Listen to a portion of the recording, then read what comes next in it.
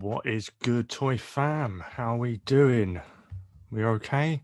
Just me for the moment, waiting for the boys to kick in. Pietro and Drip will be joining us. No Tom tonight. But yeah, so let us know how you're doing. I've got a new mic. Yeah. So let me know if you can hear me okay in the chat. That'd be great. But yeah, lots to unpack today. Lots to unpack. Been a quiet week. Don't know about you. I haven't seen much going on. We've got Maverick. Unfortunately, Maverick's not going to be around tonight. Enjoy live stream tonight, gents. I'm out tonight, so can't attend, but I'll catch you next one. Enjoy, my friend. Enjoy.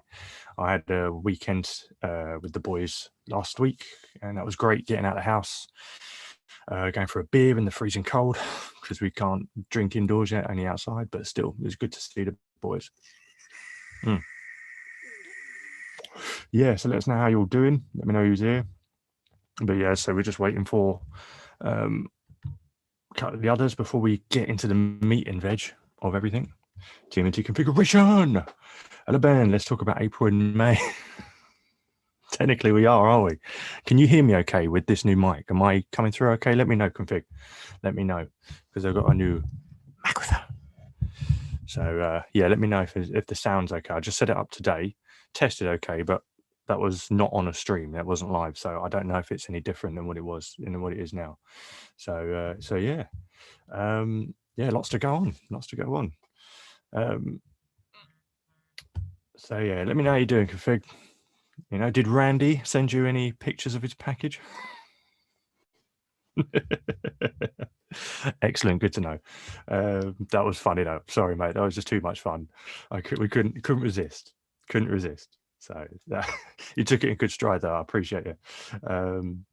Nothing like a little light roasting between friends, eh? Yeah, but lots to talk about, and hopefully, yeah, we're gonna have a good old conversation. So Blain has reached out. Blain on Things Blain of Things on Instagram. He's reached out as well. He may pop in at the end if he can get back in time. Stuff's moving on my room. It's a poltergeist. But I've sent him the codes anyway, so he may pop in at the end, he may not. But he did hit me up, and we had a good old chat about what's going on. He informed me of some things. So there's some details there that kind of put things that make sense of everything. Hopefully we can try and simmer some of this heat that's gone down. That's erupted. But yeah, what can you do? Retail consumers, right? Gotta love the internet, ain't you? So, but yeah, glad sound is coming through. Let me just see if anyone's in the back. Not yet. So yeah, let me know who's here. Appreciate you stopping by. And yeah, looking forward to getting into it. I don't want to get into it just yet, but let me know in the comments. Let me know. We're going to start from the beginning about what were you doing at the time? How did you find out about the thing on Tuesday? Because obviously there was a leaked image. Did you find out via the leak, or did you sit tight and wait for April's video to drop and then saw the pictures and what the details were on the pre-order? Let me know which one it was for you, and I'll start off basically just I want to touch upon this sort of as we get into it. But yeah, so Tuesday I'm at work. I thought, oh yeah, Total Tuesday, the last one of the month. We should be getting some juicy details about the figure, if not all the details. So yeah, I was looking forward to that. And then Turtle Boy hit me up, sent me the DM of the image, and I was like, oh, okay. I was a bit annoyed that I didn't see it in an image. I thought, what, have I missed something? Is the video dropped already? What's going on? And he goes, no. This image leaked. I was like, oh, the image leaked. Oh well, spoiled the video. But I didn't really take notice of what was in the picture. And the picture was the clip of the figures in the store. Okay. So what had happened was he had told me that her video had accidentally been put out early by accident and was up for about a minute. And this was a screen grab from it. So I was like, the internet's going to internet.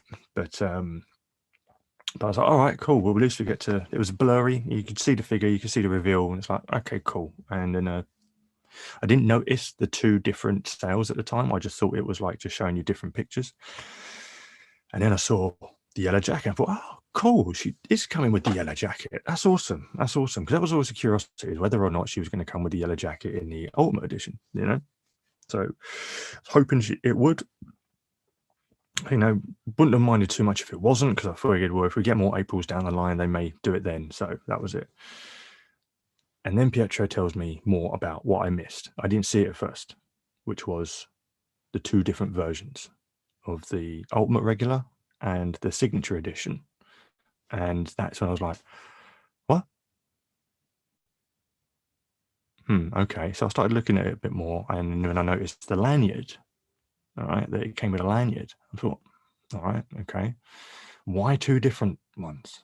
Why not just all of it in one? What I didn't understand. And then I realized the Signature Edition is obviously the lanyard's going to have her signed signature on it. And I thought, oh, here we go. Here we go. Hollywood's going to be Hollywood. And then Pietro, I didn't even think of this at the time, didn't even cotton on, but then Pietro said, if this one is a signature version and a coach coming with it, then it's more than likely going to be limited. And as soon as he said that, I just thought, oh, shit. Here we go. Here we go. You know, so let me get back to it. Configure, of course, no worries, man. Whenever I write on Twitter, I do it consciously to get a bad answer or something. No, I see ya. I see ya. I see ya. It was good fun, though. It was good fun. I love meme wars or GIF wars. I love it. It's good fun. But yeah, so when I saw that, and then of course the details dropped that her video was premiering at a certain time, I was like, well, I'm a lot of things, you know, you theorize, you think what's going on, you think, well, we don't know if any of this is actually for real until we see the video. So I was reserving judgment until I saw the video. I was praying to God, you know, this wasn't the case, because if it was the case, then it kind of went against what Judith was saying prior about everyone getting a chance to own this figure. And it's kind of like, well, yeah, you're kind of moving the goalposts a little bit, because the best version of this figure, if it's going to be limited, then no, not everyone is going to get a chance. So I was like, oh, God damn it. Because I really hate Hollywood. That's just me, though, you know. And I was like, I really liked what Judith was doing, because it was more fan interactive. And I thought, no, I like this. I like this bridge you're doing. You know, it's cool. I thought, please, oh, don't do this. Don't do this. Don't go all Hollywood, you know. And I thought, okay, let me just watch the video. And watching the video, and then more people were cutting onto it. I was on there. I was like half an hour before I had to leave for work. It was 4:30 here in the UK. And yeah, so I was in the chat of Judith's video. And I saw people, oh, we love you, Judith, the usual. And then I saw Drip in the chat. And then I saw one that said, hold up, you're limiting one set that has the figure, that has the coat? And I thought, here we go. Here we go. Here we go. And I just put it in chat. I just put, you're not ready for this. You have no idea what kind of can of worms you're about to kick open. As mental as it seems over a coat, it's the fact that FOMO is now going to be imposed, fear of missing out.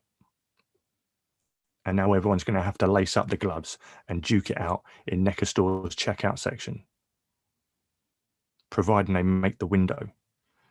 And it's nothing like a good old scrap in NECA's cart, all right? So I was like, you're not ready for this. You're not ready for this. Configuration. Randy replied, nothing is normal. So should I be normal? Hell no. Hell no, brother. Hell no. Just keep writing funny stuff in Twitter. It's great. Turtle boy, am I? Sorry, mate. If you're in the back, I've missed you. There you are. You are waiting. I apologize. Let me get to you now, dude. Hello. Is it me you're looking for? Yes, it is. Okay, sorry. Admit. There he is. Let me put the old earphones in. You're sideways at the moment, dude. So should I be normal? Wait. There he is. Oh. Hello. Hello. How are you, mate? I'm good, mate. You can hear me all right? Yes, I do. Yes, good. Yes, I was just regaling him with the tale of of how my day went on Tuesday when all of this was going down. So I got up to the part where it was just the video's just about to drop, and I'd put in the chat, "You're not ready for this. Knowing what's coming now that it's pretty much I can feel it. It's what's going to be." And there's still a little bit of was thinking, "We don't know." And then, of course, the video starts, and then immediately the first thing that Judith does was go into about how the deal was she wanted everyone to have a chance with this figure. And I just went, it's real. Yeah. It's true. I went to full Han Solo in Force Awakens. It's true. All of it. And I was like, oh, God, here we go. Here we go. Here's the hornet's nest. Here's the hornet's nest. And then it rolled on. And yeah, she then went on to the limited edition side of things, and it was a video. And then I think the accompanying pictures were put online not long after that. But anyway, after that, then she announced the details of the pre-order, which were at 5 p.m., literally 15 minutes after this video was finished. The PO is going to go live. So that's literally zero time for a window. I'd already obviously said to you in the chat earlier when we were discussing all of this before the video dropped, I really probably wasn't going to go for the jacket version. We didn't know how much it was at the time. Just sort of thought, no, I'm not interested in a signature. I'm not. You know, if I want a signature, I'll meet you at Comic-Con. So it's like I'll just get the regular, and I'll give my money to a independent. Yeah, of course, and it was like the pre-order drop, but you know, the FOMO was creeping in. I was like, nah, do I? Well, we'll see what happens with the price. We'll see how much it is. Yeah. Whether I can be asked to lace up the gloves and duke it out in NECA's stores checkout section. And yeah, I was like, well, I doubt I'll even get a chance to, because I leaving in like 5 minutes. I'm going to be no signal for about a good 45 minutes until I get home. Doesn't matter. Kind of the decision was made up already, and I was like, well, let's just set it off. I'm fine. We'll go for it. But I still weren't happy with Judith. Judith let me down on that. Yeah. And then you told me the price because I hadn't seen it. You dropped it, and I was like, my God, man, this was ridiculous. I was expecting something like 60. Yeah. Maybe. Yeah, 60, 65. I would have expected it to be more, but when it was 100, I was like, literally, I laughed. And I was like, how much? Fuck off. And I just laughed my head off. Literally the typical British how much. And I was like, no, I'm good. I'm not paying that much. No way. And I knew, you know, and then that was it. The uproar began.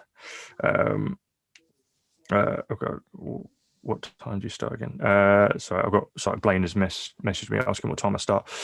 I'll get to him in a second. Let me just do that now. Sorry, guys. But yeah, started now, mate. Okay, yeah, just text him now. So I don't know. We'll see if he turns up at the end. If he makes it, then we'll crack on. He's got the code, so he's more than welcome to jump in whenever he can. And Drip's on his way. He's on his way. Cool. So yeah, that just kind of set the day off, and it was literally just watching an avalanche of the mean streets of Facebook and Twitter, just going at each other's necks as they always do. Yeah. And then of course, you know, the questions arise, the questions from us, you know, why was the coat limited? Why is a signature involved? Is it the reason because that's the price? Why any of this, you know? So yeah, what was, how did you feel about the whole thing when you first saw it? Because you first sent in the picture. Where did you first see that picture? It was on Facebook. Someone said it leaked. Like they put the video for a short time and then they took it down. That's how it leaked. So yeah, we knew already there's gonna be, you know, two versions. Yeah, this is going to cause a lot of division. Yeah, I wouldn't mind if it was just the signature on the badge. that would have made sense. But why adding, you know, the coat? Yeah. Because you know it's gonna be an ultimate, and then you put a coat somewhere else, so it's not anymore, right? Yeah. Yeah, for sure. Just shout out to the chat. We've got a few people in there now, so let me just quickly get to you guys. Where'd you go? There you go. Here we go. Plastic snap, Simon. Those legs. I know. Those long legs. But yeah, there's a that was another massive uproar. But we'll get into that because there's some news behind that too. But yeah, the legs. I know, mate. I know. Adam Rag, evening, lads. Evening. How you doing, dude? Configuration signature edition needed 30-40 seconds time for sold out. Well, that's the thing. A lot of people in the EU were saying it was up there for 20 minutes, and then they had the US pre-order was up before the international. Yeah. This was the international bad was for saying me. was like 2 minutes to the international. Matsky Toots, hey guys, how you doing? Thank you, appreciate you all for being here. We're going to get into the meat and thick of it, but yeah, let us know in the chat how, when you found out the news dropped of the 2 different versions, and how you felt about it initially, initial reactions. Okay, as a consumer, initial reactions. Let me know what your thoughts were. But yeah, so seeing that unfold, and it was like you just knew that was instantly going to cause division, because you know the community. I love the community, but you know how savage they can be, those TMNT boys. And so it's like, NECA, have you realized what kind of a hornet's nest you've kicked up again? I hope you do. And I don't know if Judith's Hollywood, so she may have, I don't know, during her career experienced this kind of throwback in there. You know, I have no idea if she has or not, but I just didn't think she was going to be ready for this kind of heat. But you know, it's just, it is what it is. You know, the internet's going to internet, haters are going to hate. And then the battle ensued between the targeted online, people calling each other this, people calling each other that. Oh, why are you worried about this, that, and the other? It was only in for certain scenes, rah. People simply asking the question of why is this? Why is NECA doing this? Why can't this be this? Why can't it be that? Legit consumer questions we all had.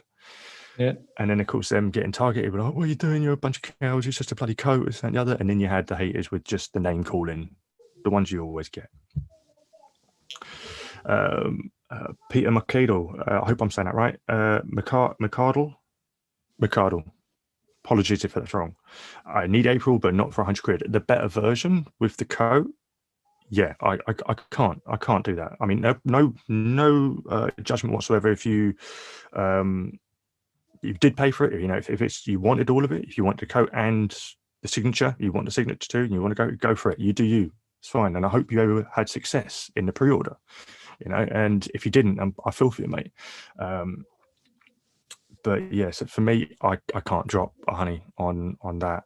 No, there's just no. Merrick's cool figure, can't afford signature edition. Also, she's still rocking it. She's still rocking it. For me, it was kind of like, why did they need to split the 2? Why did they need to do 2 different versions? And the signature kind of lent myself to think, well, this is like a capitalization on the deal. It's kind of like, this is the deal, you know, because no other actor that have signed over their likeness rights has done a signature edition. So why now? Why the inflation? I don't mind if they've done. There's reasons, we know now the reasons why the coat itself was limited, why they couldn't make the coat a legit accessory for the entire thing. We know that now, and I get the understanding of that now. Still have some questions, but I get why they did that this time. My question is, okay, if it was limited, what's the reason why that was with the signature edition? And yeah, so a lot to go in. Okay, 2 seconds, sorry. Yeah. Okay, I'll hop on in a minute. Oh, Blaine's going to jump on in a minute. Cool. Okay, sweet. You know, man, so how much is the profit? Because it's like 70 was 70 more than the normal one, yeah? $70. It's $140,000, man. $140,000. It's crazy, man. I know. Configuration. Actually, I wouldn't buy it when I saw the price, but when I saw the yellow jacket in stock, everyone, even in 1 second, I decided to buy it. See, that's what I mean. It's the FOMO, the fear of missing out. You know, yes, it is. That can change your mind in an instant. I had that reaction too. So I was like, what, 100? Oh, no way. But then, you know, time is running out. I was like, maybe I should. What are you doing with this? Is that Brandon? Hello. Hello. Yes. Do you like my shirt? I've got a new Michelangelo jumper. He's an amazing ninja dude. Public. You want to say good night? Right. And say good night to the chat. Good night. Good night. Take care. Hello. Good to see you. Good night. There we go. Cutest kid on the planet. Cutest kid on the planet. Bye. Matsky Toots. I'll probably make my own coat, and when I get my hands on the figure, yeah. A lot of people are gonna, but the ones that didn't have success in the pre-order, they're gonna, they're hitting up the independents. They're hitting up the independents. So the independents are gonna have a lot of work. Exactly the same motion with that's it. So and I don't, I have no judgment on it at all. I get it too. I get it too all the time. I'm like, God damn it, do I? Yeah, it's crippling, especially in this hobby that we love. Very cool top, love it. Nice, thanks, mate. TeePublic, they got some great stuff on there. Great stuff, and they're fast and cheap. Great merch. So let me just see if there's anyone hanging in the back. Just a moment, let me close the door. Yeah, mate. Yeah, you crack on, mate. You crack on. So yeah, obviously Tuesday's drama unfolded into Wednesday, and yeah, it sort of just escalated. Wars erupted in the comment sections, so much so that NECA took notice, and yeah, so that's what we're here to do. We're here to try and see if we can provide some better understanding of what went down, just trying to simmer everyone's heat, because everything's going to be all right. But there's still some questions I need to ask. So from the consumer side of things, just to get a feel for it all. But yeah, fun times being a NECA fan, isn't it? And a TMNT fan.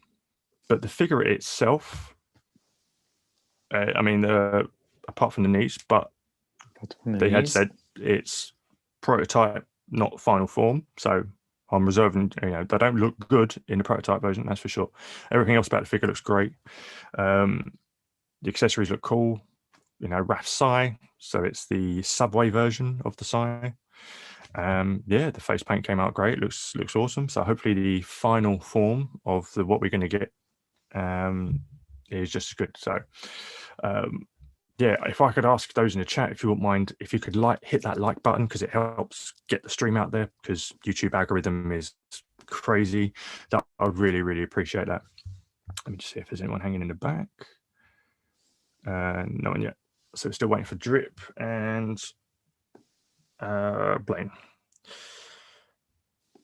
Okay, so you managed to have luck in the pre-order window for the signature version, didn't you? Yes, but I sent it to America because I jumped on the first pre-order. I didn't know. I checked UK, and then they said it's not available. Mm-hmm. So luckily, I have a friend in Los Angeles, so I sent it there. And then once I bought it, they put European, international. So that sucks. Well, we thought a pair of them were going to drop in it. I mean, don't get me wrong, that is literally the definition of jumping the gun. But, excitement's going to do that. I expected to do it at the same time, Yeah. Yeah, same. I expected it. I thought one was and the other. But yeah, so that is up now. Obviously the signature sold out, but the regular edition is up on the NECA store. I'll put a link to that in the description if you fancy checking out. That is available for 2 weeks for international and US as well. and I believe they said that the regular will go to retail in the summertime. So I'm waiting for the UK stock to come in. Yeah. I haven't ordered it international. I'll wait for the UK stock to come in. So you haven't I haven't bought pre-ordered anything yet? No. Would you risk if you know? What do you mean risk? No, I'll be all right. I'm okay. I'm all right. I'll just order from UK, to be honest. What if they don't do to retail anymore? I will try. I will wait. I might customize my own. 2 seconds. Let me get to here and admit. Let me welcome in. Hey, there he is. There we are. Can you hear us okay? Where is it? There we go. Getting no audio from your end. I don't know if you can hear us.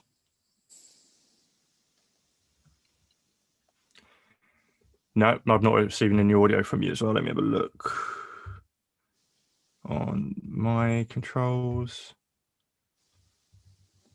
No, nothing seems to be off on this end. It says here connecting audio now.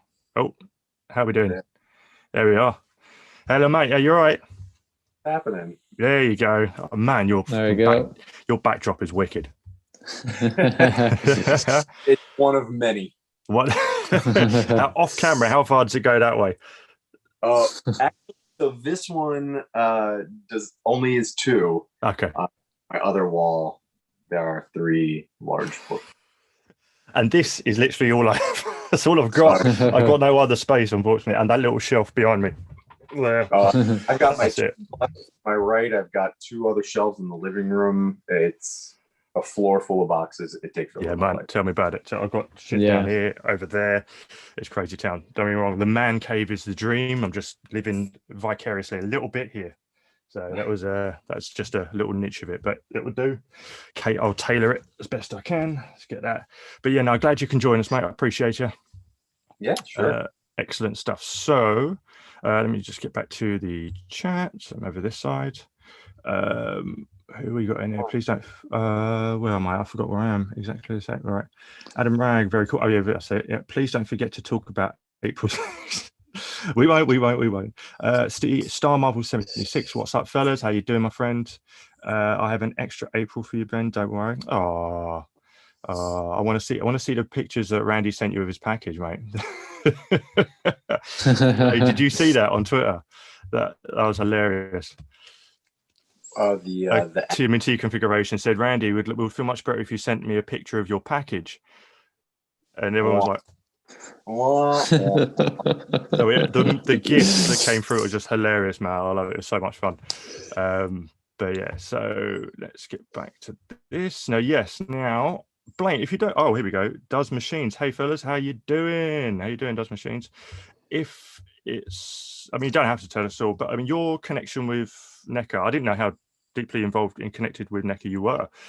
Is that something you can talk about, or is just know you've got connection with NECA, if you don't mind us asking? Yeah, no, I'll be honest about if there's anything that I can't answer. I'll just be honest about it. But I know we were kind of talking about just, I guess, clearing things up from an inside point of view. So I'll try the best I can. Oh, for sure. But yeah, I do work at NECA, so. Excellent, man. That's cool. How has it been? How long? I don't know how long, but how are you finding it working at NECA? So I can imagine it's pretty damn cool. Yeah, it's amazing. Getting to be able to see your literal dreams come true, like getting to watch being made and all of your childhood, at least my childhood favorite things. Oh Christ, yeah. Literally coming to life in front of my face is pretty amazing. No, absolutely, because NECA, I sort of lean towards buying the best figures I can of. It's franchise driven, my figure collecting. So the franchise I grew up with, or the ones I'm fans now, I will try and find the best figure of that. And the unique cult franchises, NECA seems to make figures of that no one else would. And that's kind of like straight in. Like, you wouldn't think that you would see figures of some of the things they've done before. And yeah, so that's sort of what's driven up for me. Alien, Predator, Turtles, Back to the Future. Never in my wildest dreams would I ever thought I would see that level of Back to the Future figure. It's crazy. I've got those hanging on my wall, like in box. They're watching you. They want to expand. They want company. No, but honestly, yeah, I appreciate it, because obviously, yeah, the Tuesday thing, obviously, it all went nuts, and there was a massive level of not understanding. Obviously, there's a lot of questions of why, a lot of emotional reactions. You know what the internet's like. Even me, I'm guilty of it. So on there, yeah, comments, we all were, you know. Yeah. We're fans. So yeah, no, I really appreciate you got in touch and you're able to clear a lot of things up in terms of the sort of the big question lingering was the one that was sort of generic across the board from what I was sifting through all the name calling and crap that you find online, was the why the coat was limited to the signature edition. And yeah, so that's sort of what was like, okay, that sort of put everything into perspective in terms of that. So yeah, if you wouldn't mind telling a little bit about what you told me, if that's cool. Yeah, so a lot of people, you included, myself as a fan included, honestly, all of us in the studio, we were really bummed that the yellow coat was out of budget. And so let me preface everything by saying, if you've ordered the Ultimate Edition April O'Neil, like the standard Ultimate, you're getting the figure as it was intended to be released. So you're not missing out on the key figure. We had decided budget-wise that the coat was not going to be able to make it, and we were super bummed. We know that it's iconic, but we're also aware, when looking from a price point standpoint, and if we had to give certain things up, we're also aware that she only wore it for like 10 seconds with a different outfit. Like, so the outfit of the figure that you're getting, she never even wore the coat with. So, we made the decision, obviously, to not include it. And then starting with Judith and talking with Judith Hogue about, could you do anything special for your fans? And she said, well, how about if I do like an autograph version? So we were trying to figure out how to work that out. And she agreed to autograph 2,000 pieces.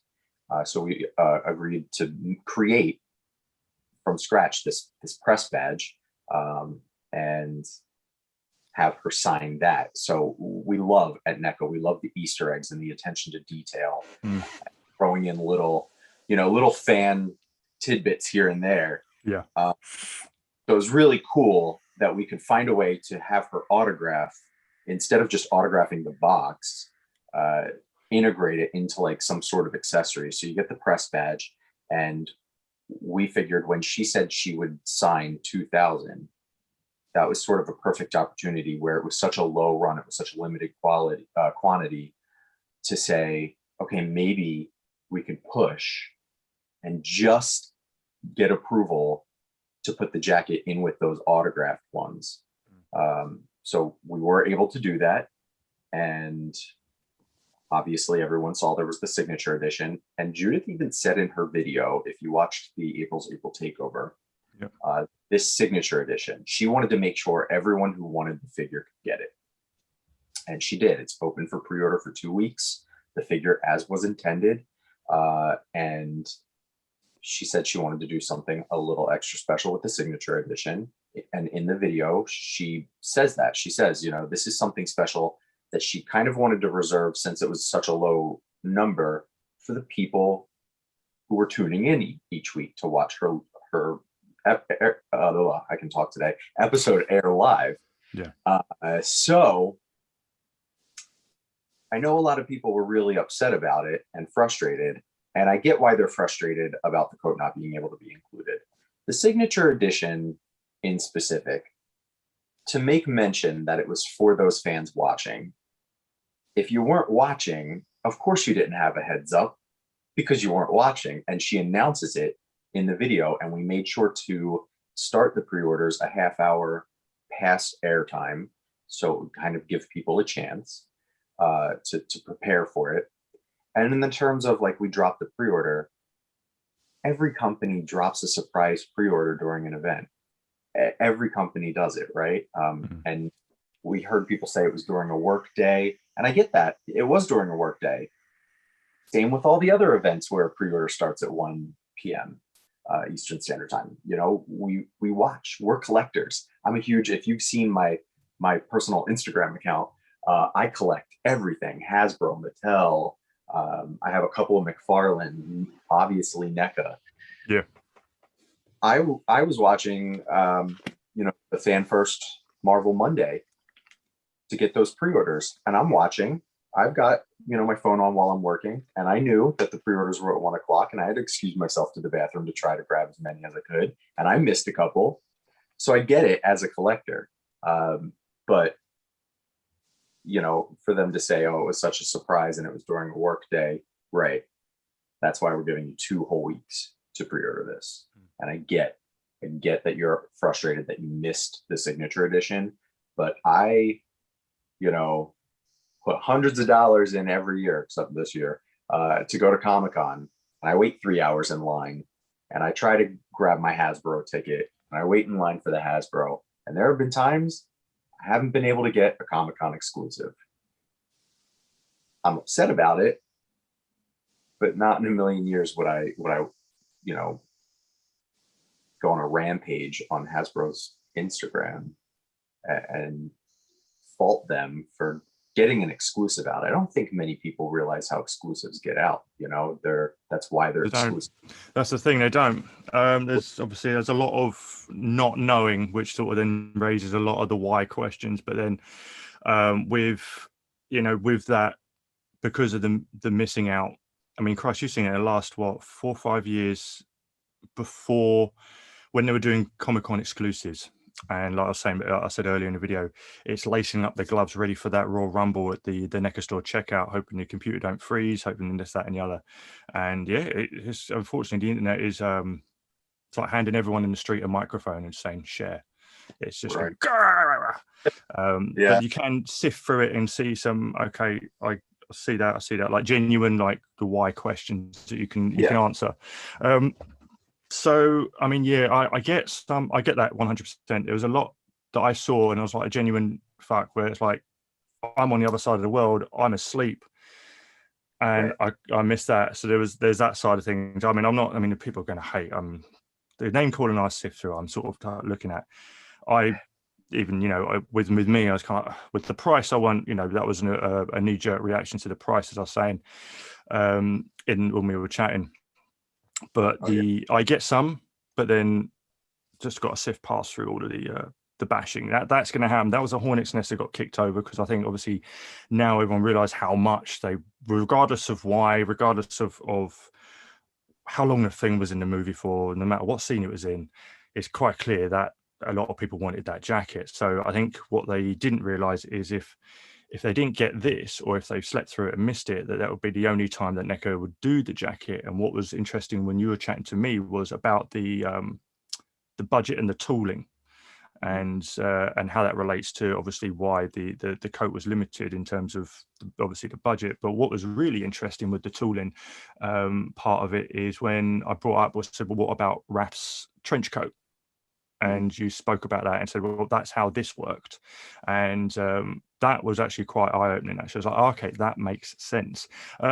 So yeah, if you want to, because I'll just paraphrase, and I don't want to missay anything you said before to me. So with that, and also say again, do you reckon there may be a way of getting April's coat back out there with a possible next version of, or another version of April, if they do another version? Which kind of think what Judith Hogue may have been leaning towards in the latest Instagram post. What do you think?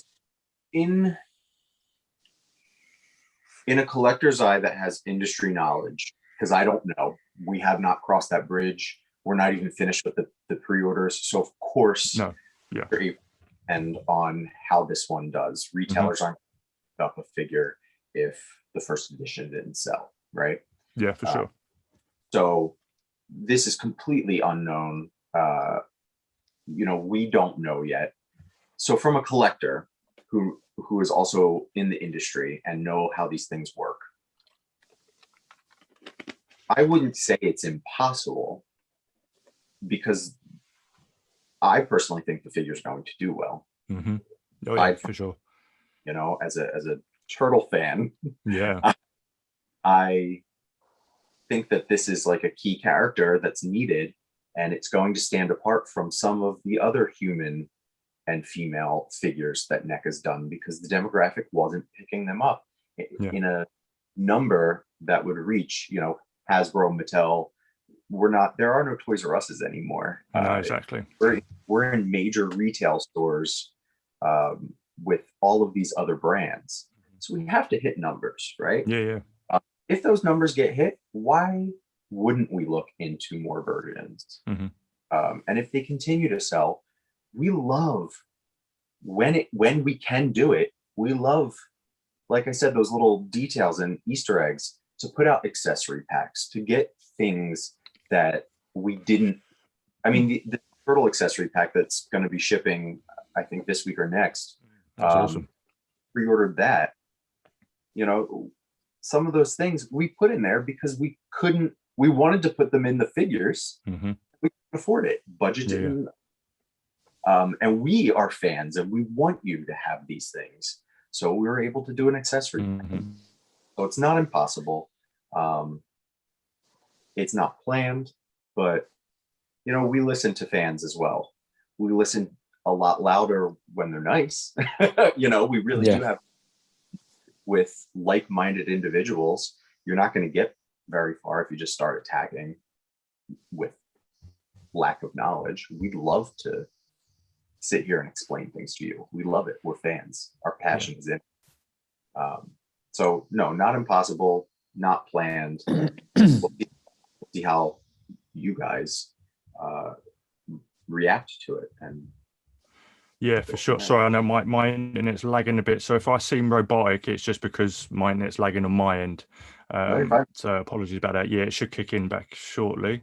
If I seem about like it will clear up in a second. But yeah, no, for sure.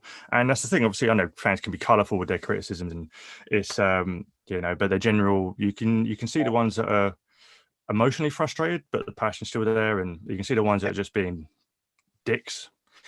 YouTube isn't censoring that word yet, so I'm still going to use it. But I'm not going to label anyone that. But you can just tell the ones that are just nasty for the sake of being nasty. And it's like, out the way. Right, I want to see you. And that's it. As long as they're not, no one's, you know, like pointing a finger and saying you know, it's just I can't stand that shit. But no, it's for sure, man. And the accessory pack obviously does.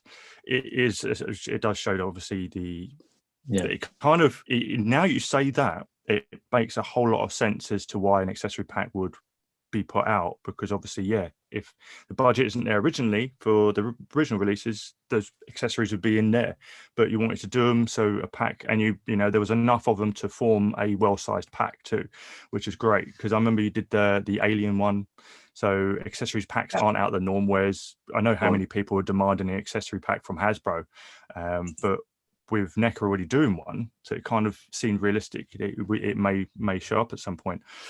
So no, that's cool. Because like you say, with the RAF trench coat, as to how that one could be done, and retail wise, was obviously the buck was already there. Which freed up a lot of the the budget to make the coat. So if there were to be future ones, the same sort of principle. The buck's already done. Maybe just a little bit of different tooling on the outfit, and then I'm not sure if that's how it works from what you're telling me. I'm just paralleling it to how you described how the RAF trench coat was working. Yeah, when you and I were talking, and I was explaining why the budget, because some people did say that if it's not in the budget to make a coat, then how did you get it on Raphael, and how did you get it on the Turtles in Disguise? Yeah. When you look at Raphael, the figure's already done. So the way I broke it down was, this is complete nonsense numbers. I'm just really bad at math. Yeah, no, that's all right.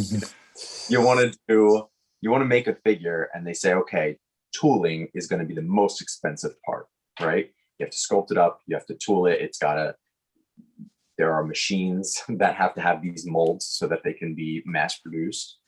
that's your big expensive. So let's say you have a budget of $200. $100 is the tooling. And then you get, you know, $50 for the sculpt, $50 for packaging and accessories. Now you've got $50 left over. So you think about all the employees that worked on it, the factory workers, shipping, selling it to retail stores, advertising, marketing. Mm-hmm. You're not left with a whole lot to make more toys. Now, in the case of Raphael, let's just say that tooling was the $100. He's already tooled. Mm-hmm. You just have to rerun it. Now, suddenly we have money in the budget to make something, and we can make that trench coat. Whereas the April figure, it's 100% new tooling, which we do a lot. You know, we're one of the companies that almost every figure is completely new tooling. Yeah. And we continue to update. We don't just re-release a repainted version of something. No. I'm sure everybody saw the pictures of Casey Jones in the April figure. It's no secret. Yeah. A lot of collectors pointed out that he's got the updated elbow articulation. Yeah, I didn't even notice that, first of all. So was that because of, I wouldn't say criticism, but like, you know, just not backlash, but because of the double joint? Is it still, or is it moved to a single now? Just out of curiosity, because I did see that updated one. Or is it just a really good single? It was actually, I don't know if it's double, but this one, the original release was double. Yeah. Yeah. Believe.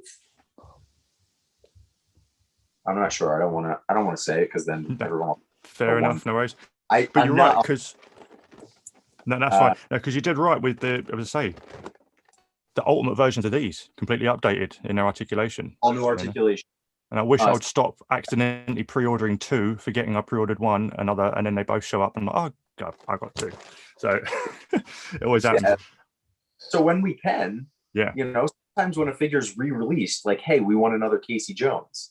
Okay, what's the budget? Instead of just saying, fine, we'll just rerun it. Okay, what's the budget? Yeah. And they give us the budget, and then we can update because we want to do it. We love to make things better, you know? So for sure. It's not of backlash. We will, of course, see the reception of the figure. And, you know, we'll look at it because a lot of times, you know, factories are overseas. We're working. We're trying new things. Sometimes being such a smaller company, you're only going to get one run and you can't figure out what was working and what wasn't. But I actually love the idea of Casey's help. I'm a fan of the original. I'm okay with them. I'm good with it. As you know, I do the toy photography. It helps with posing. I can get them in better range. So pinless. Everyone was complaining about pins. So we were one of the first ones to do like pinless joints. And but you made it hard to customize, man. I can't get those joints up. Right? No, it's fine. It's fine. You know, we made pinless, and then you know, people aren't 100% happy with it. Okay, fine. We'll try something else. We can do it. Question: with the budget, you say obviously the budget goes to this, that, and the other with the advertising. How much is a photographer getting paid? Because I'll do it for free. We get a lot of that. It's funny. We get so much of that. Like with the Target thing, everyone's like, "How can we become a NECA rep?"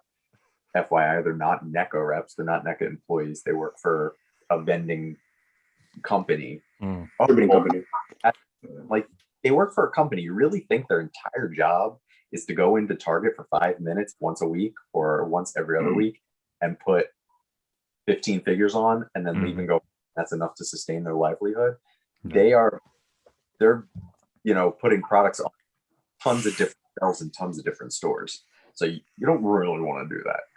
And then in terms of, you know, our photographer, Steven, he's amazing. And you're surprised just how much he does.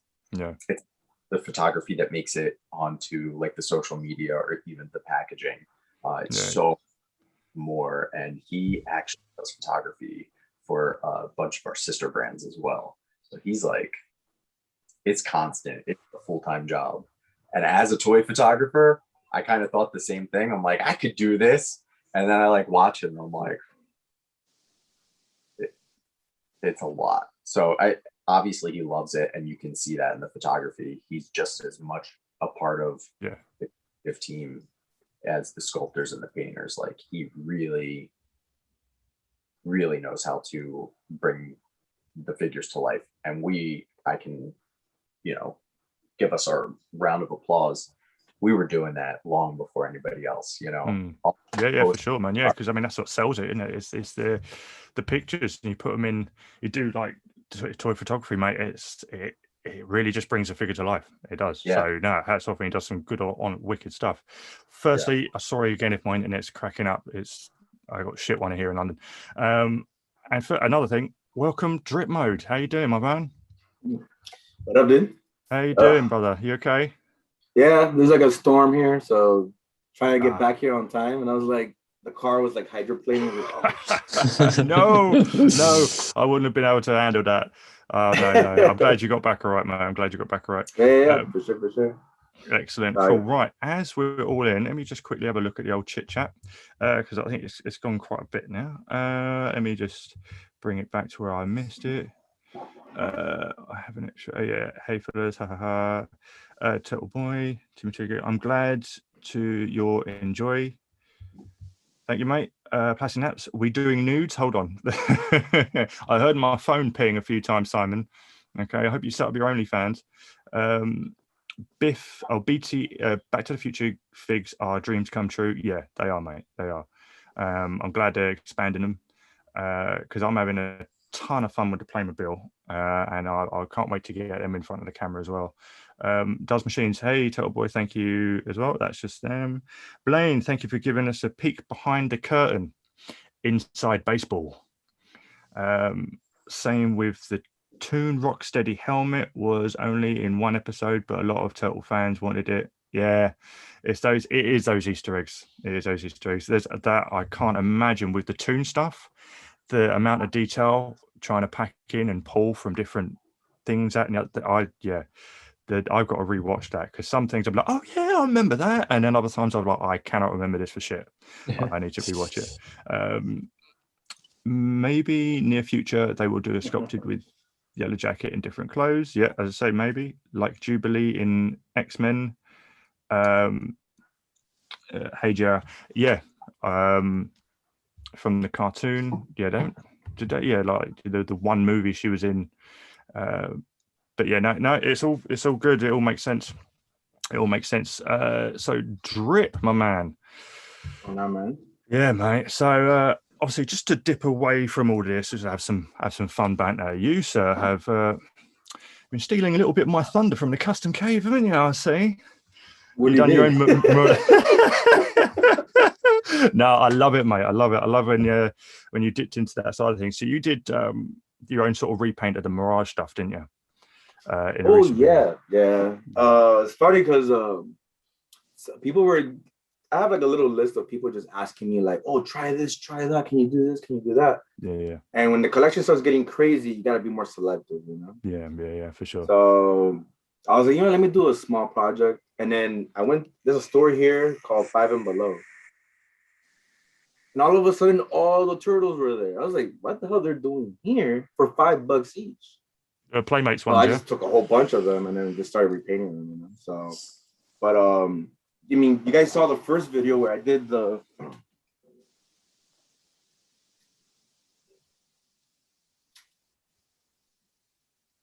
Oh, look away, children. So I did this one a long time ago. Oh, yeah. Repaint, right? Mm-hmm. So then I was like, let me use the same figure and just repaint that figure to be more like the Mirage one. Nice. And it's because also they're affordable. Yeah. You could buy all 4 of them for $20. Yeah, Playmat stuff, man. So these are fun to customize. Like I give you props because you actually broke Shredder apart and you customize it. To me, that's like you're crazy, Like we just pay for that. like yourself, bones. When it comes to customs, I'll think, okay, I could do this, I could do that. Oh shit, that means I've got to do this and I've got to do that. do I want to? And I'll commit to like something really complex with a lot of sculpt work and stuff like that. And sometimes I'm like, do you know what my bread and butter is? I just love just sitting down and just, it's like swinging in a hammock for me. It's just a good old fashioned simple repaint. You know, and I'm just there happy as a lad, just dusting for prints, but just on a dry brush. And so like last few custom Ks I've done, they've just been simple repaints, but the McFarlane sculpt, it just lends itself to be repainted.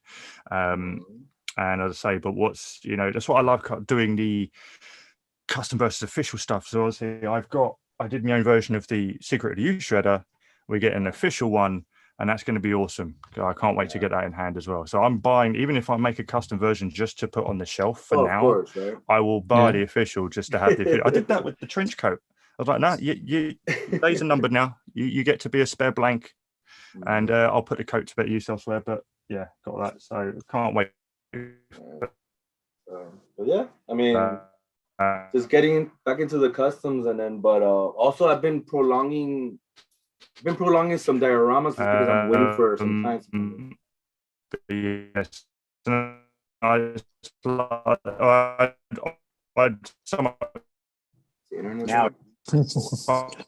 I'm watching your video, mate. It's just great. Just watching and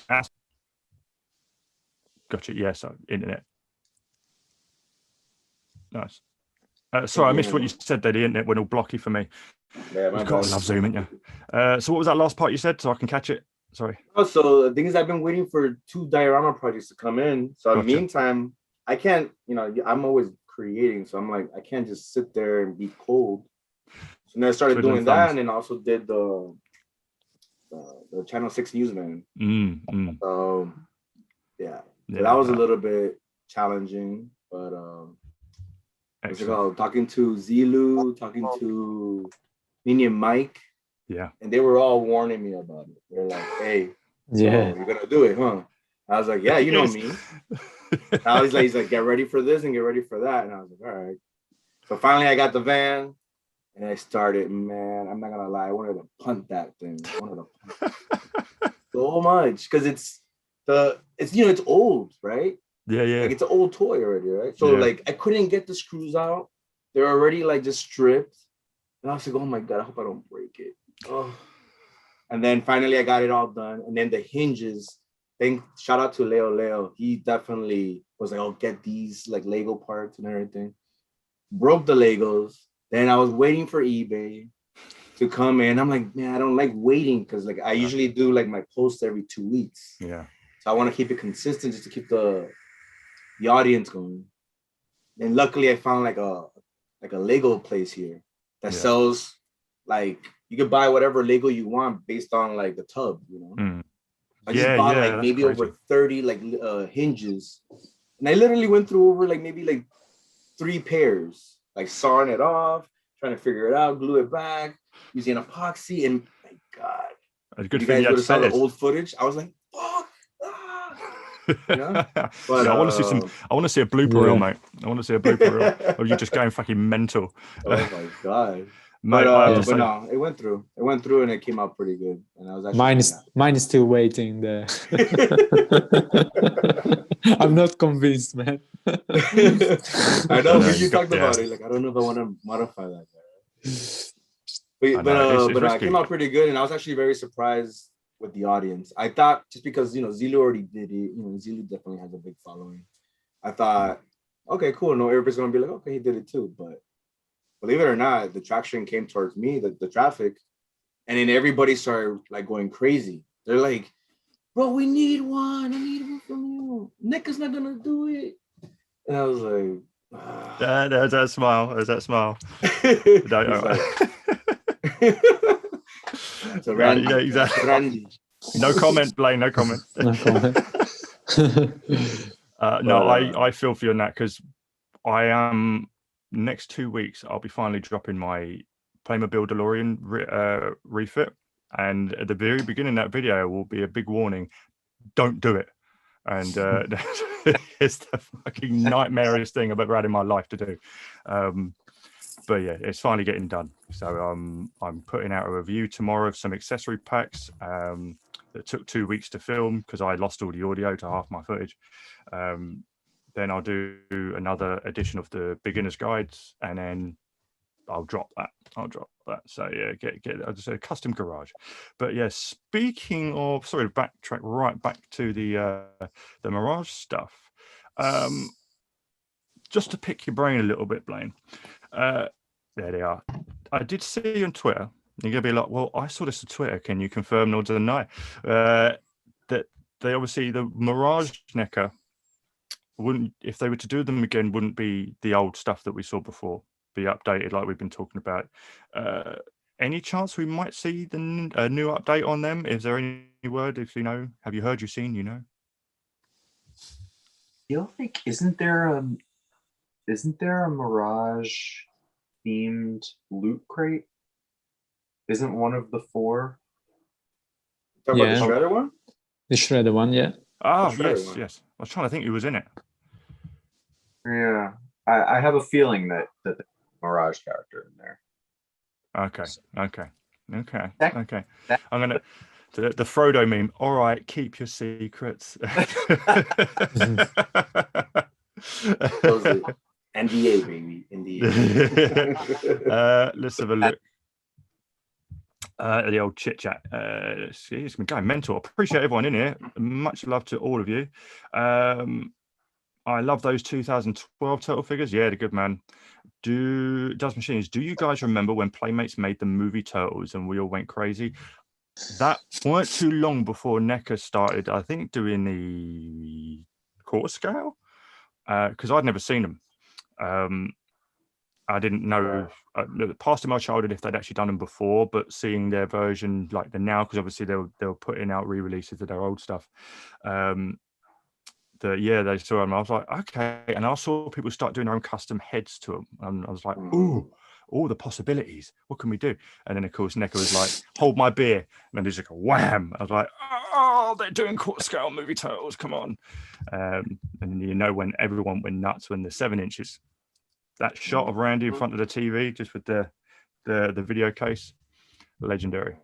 So let's do a look. Here we go.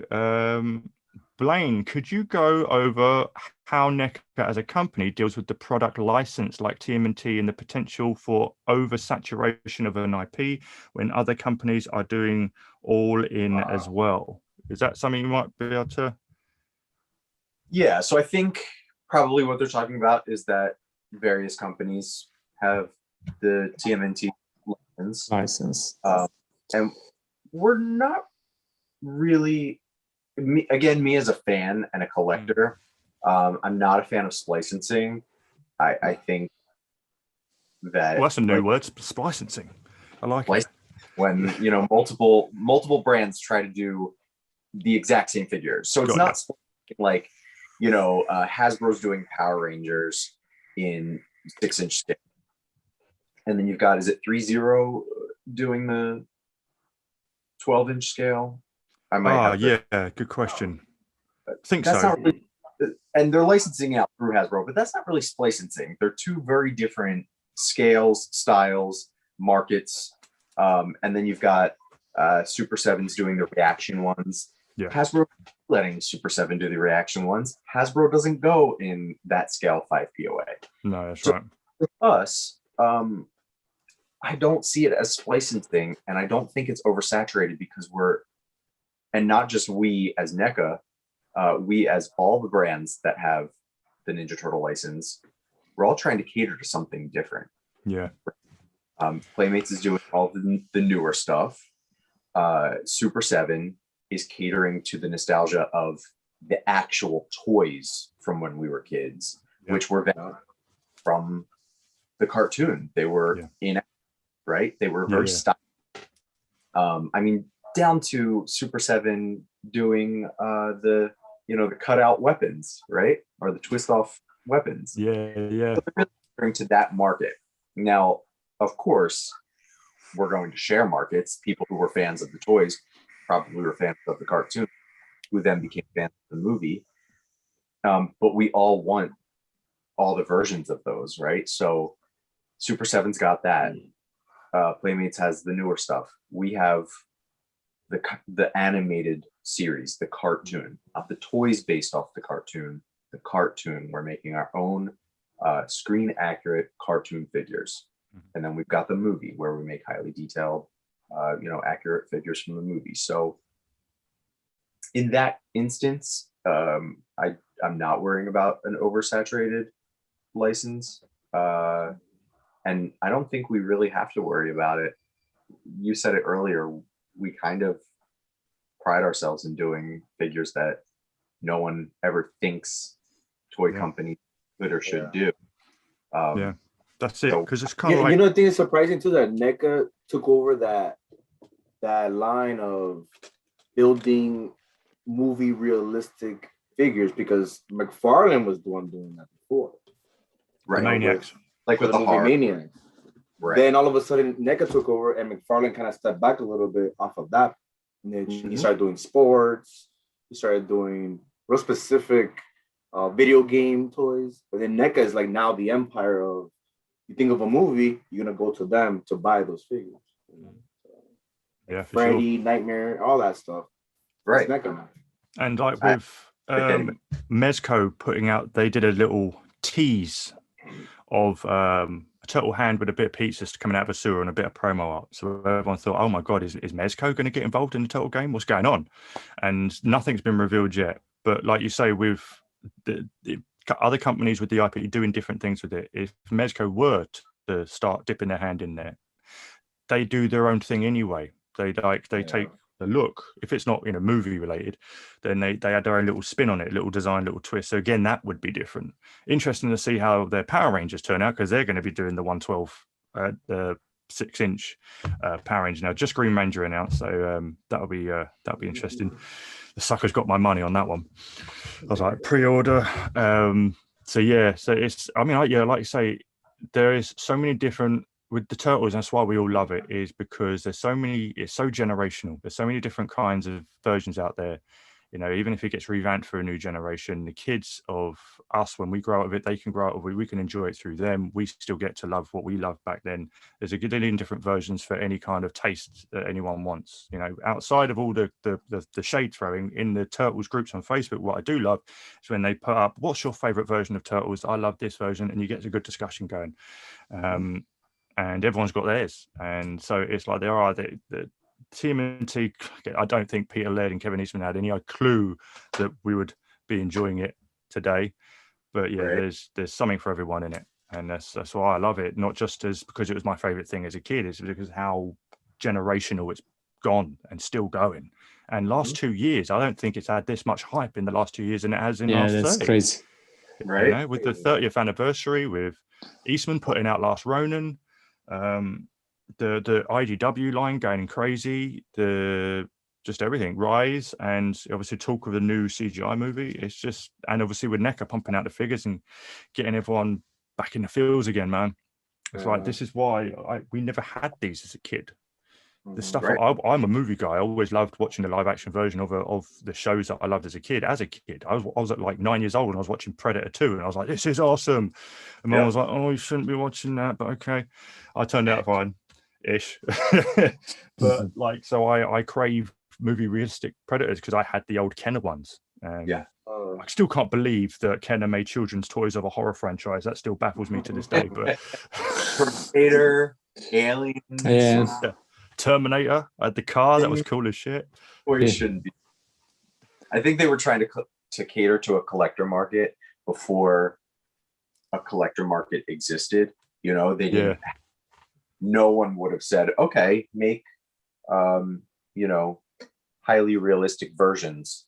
No, people, the only way you could get toys was through like little kids' playthings. I think that's probably Kenner's way of trying to get a collector now. Fair play for them as well. Fair play for doing it. I like that they were going that direction. I guess the technology weren't there as well as they can only do what they can. But I think Kenner probably the reason I work at NECA. Yeah, I mean, I fell in love with a lot of those brands before like you said, I was a child watching Predator, not understanding the movie. I was watching the Predator because I had these amazing action figures, and the movie was the only way to watch them. Yeah, there was no cartoon of Predator. Right. No. And Terminator, I loved the figures. I loved the movies. I go back and I watch the movies as an adult, and I'm like, oh wow, I was allowed to watch that. You know, like, and I'm sure my mom let me watch it because I didn't understand a lick of it. No. You know, watching Beetlejuice as a child and watching Beetlejuice as an adult, two very different experiences. Yeah. Oh, I've agreed. Well, the thing is, I Little remember puns seeing a in scene there of that you don't get when you're little, you know? Right. I remember seeing a scene of RoboCop 2 as a kid when my cousins were watching it. It's some guy getting like cut to pieces. I screamed and ran out the room. Yet not too long after that, I watched Alien 3 and thought it was the best shit I've ever seen in my life. Just like, yes. You know, I was doing drawings of it, trying to explain it to my grandmum how the aliens gave birth. She was mortified. You know, my mum, she would always put my pictures up on her wall at work, and it was a horror show of the crap I was drawing. You know, I might as well have been scribbling the devil or some shit. You know, and look, Mum, I made this. It was crazy, but no, it's shit like that. That's what made it, man. So yeah, I mean, that's the thing. You know, NECA doing the Kenner tributes. Sort of, it's a different kind of nostalgia. You know, it's like you got your nostalgia, like actual, this is what I had as a kid. You got stuff, oh, I never had this as a kid, and here's like down the middle. So and that's the example where, you know, Kenner didn't have a collector's line, so they made his, and now we have an opportunity as a collector's line, as adults, to say we're a collector line. We could do collector versions. We could do hyper realistic versions of all of these concept aliens. So I love it because we get sure, man. Entered us to get right. Yeah, for sure. Right, let me just see if there's any questions for yourself. Question though, is there a challenge with licensing though? Because like I remember I was watching Randy talking about. So I'm a huge fan of horror, and the one that I was so upset that you guys couldn't release was The Ring. Supposedly there was some licensing issue with Japan not letting you guys do it, but you guys did an amazing like prototype. Right. There are likeness rights, there's studio rights. With us, a lot of that's tied in to movie and TV now. The Marvel movies, perfect example. Every single actor that signs that contract to be in a Marvel movie signs the contract to their likeness rights for merchandising. So if you have the Marvel license, you can do, you know, the Marvel Legends can do all these characters without having to pay each actor. It's tied into their contract. Us, they didn't have that in the past. We didn't have collector toys. We didn't worry about it. So with us, most of our licenses don't have talent in their contract. So we have to approach a lot of times the studio, get the license, get the okay to make figures.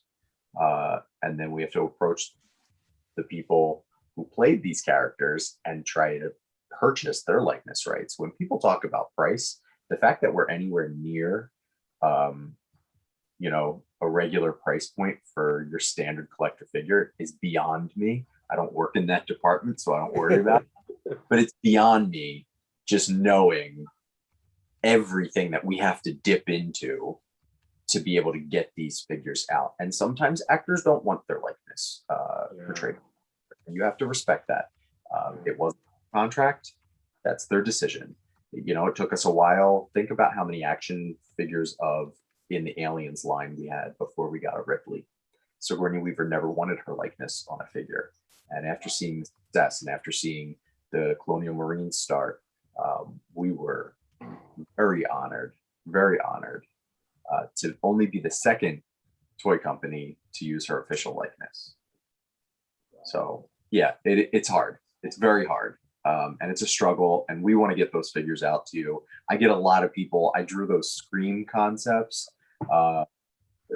in the style, like what would it look like if we could make Scream action figures? And everyone's like, well, you're doing a Ghostface, do them. So first of all, we didn't do Ghostface from Scream. We got the license from the person that the movie got the license from, the Halloween store, who made the costume. So our figure is a figure of a person in the Halloween costume. It's why he doesn't come with a cell phone. It's why he doesn't come with an alternate head. We'd love to do it. So we don't have the screen license. We're not able to obtain it. If we were able to obtain the screen license, then on top of that, we'd have to approach each actor and get the likeness rights for them. So it's a lot, and we probably would have to get the okay from the person who owns the Ghostface right as well. We'd want them on packaging and stuff. So yeah, it can definitely be a thing, but we push because we love these brands and we want to see them on figures too. We wanted a Ripley just as bad as, well, I can only speak for myself. I wanted a Ripley just as bad as every other Aliens fan. So. Wow. It's crazy. Can I ask you something probably maybe for the fans, because they may want to know about this. So, Tatsu. So I heard he is like a real samurai or a real Buddhist, like somewhere in a monastery. Yeah. To get to somebody like him, would that be like possible, or is there challenges to like be like, well, we can't get his likeness, let's just get a version of that?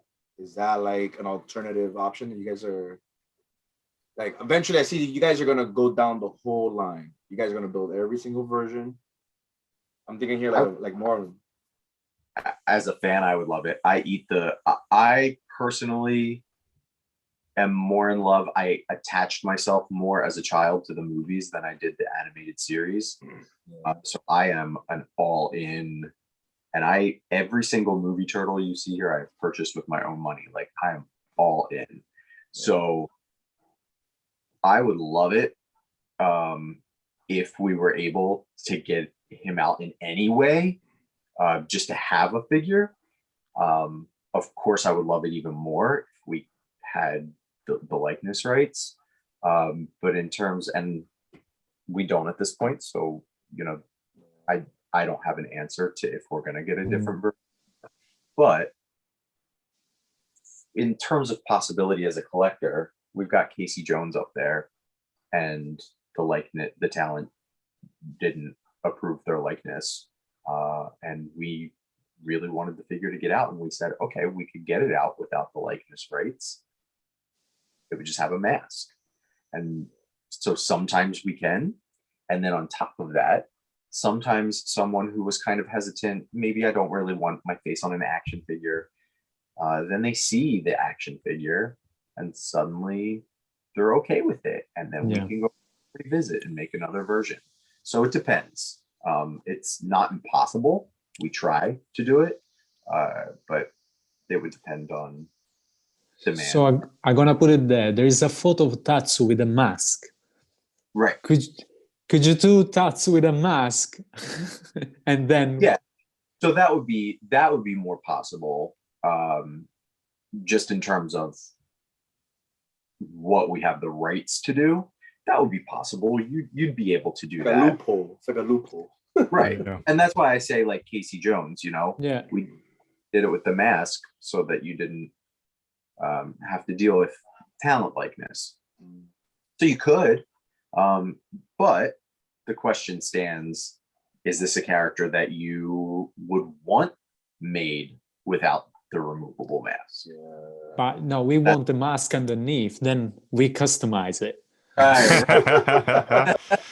There was a time when I was there was a time where I was convinced NECA was sort of like sort of trick.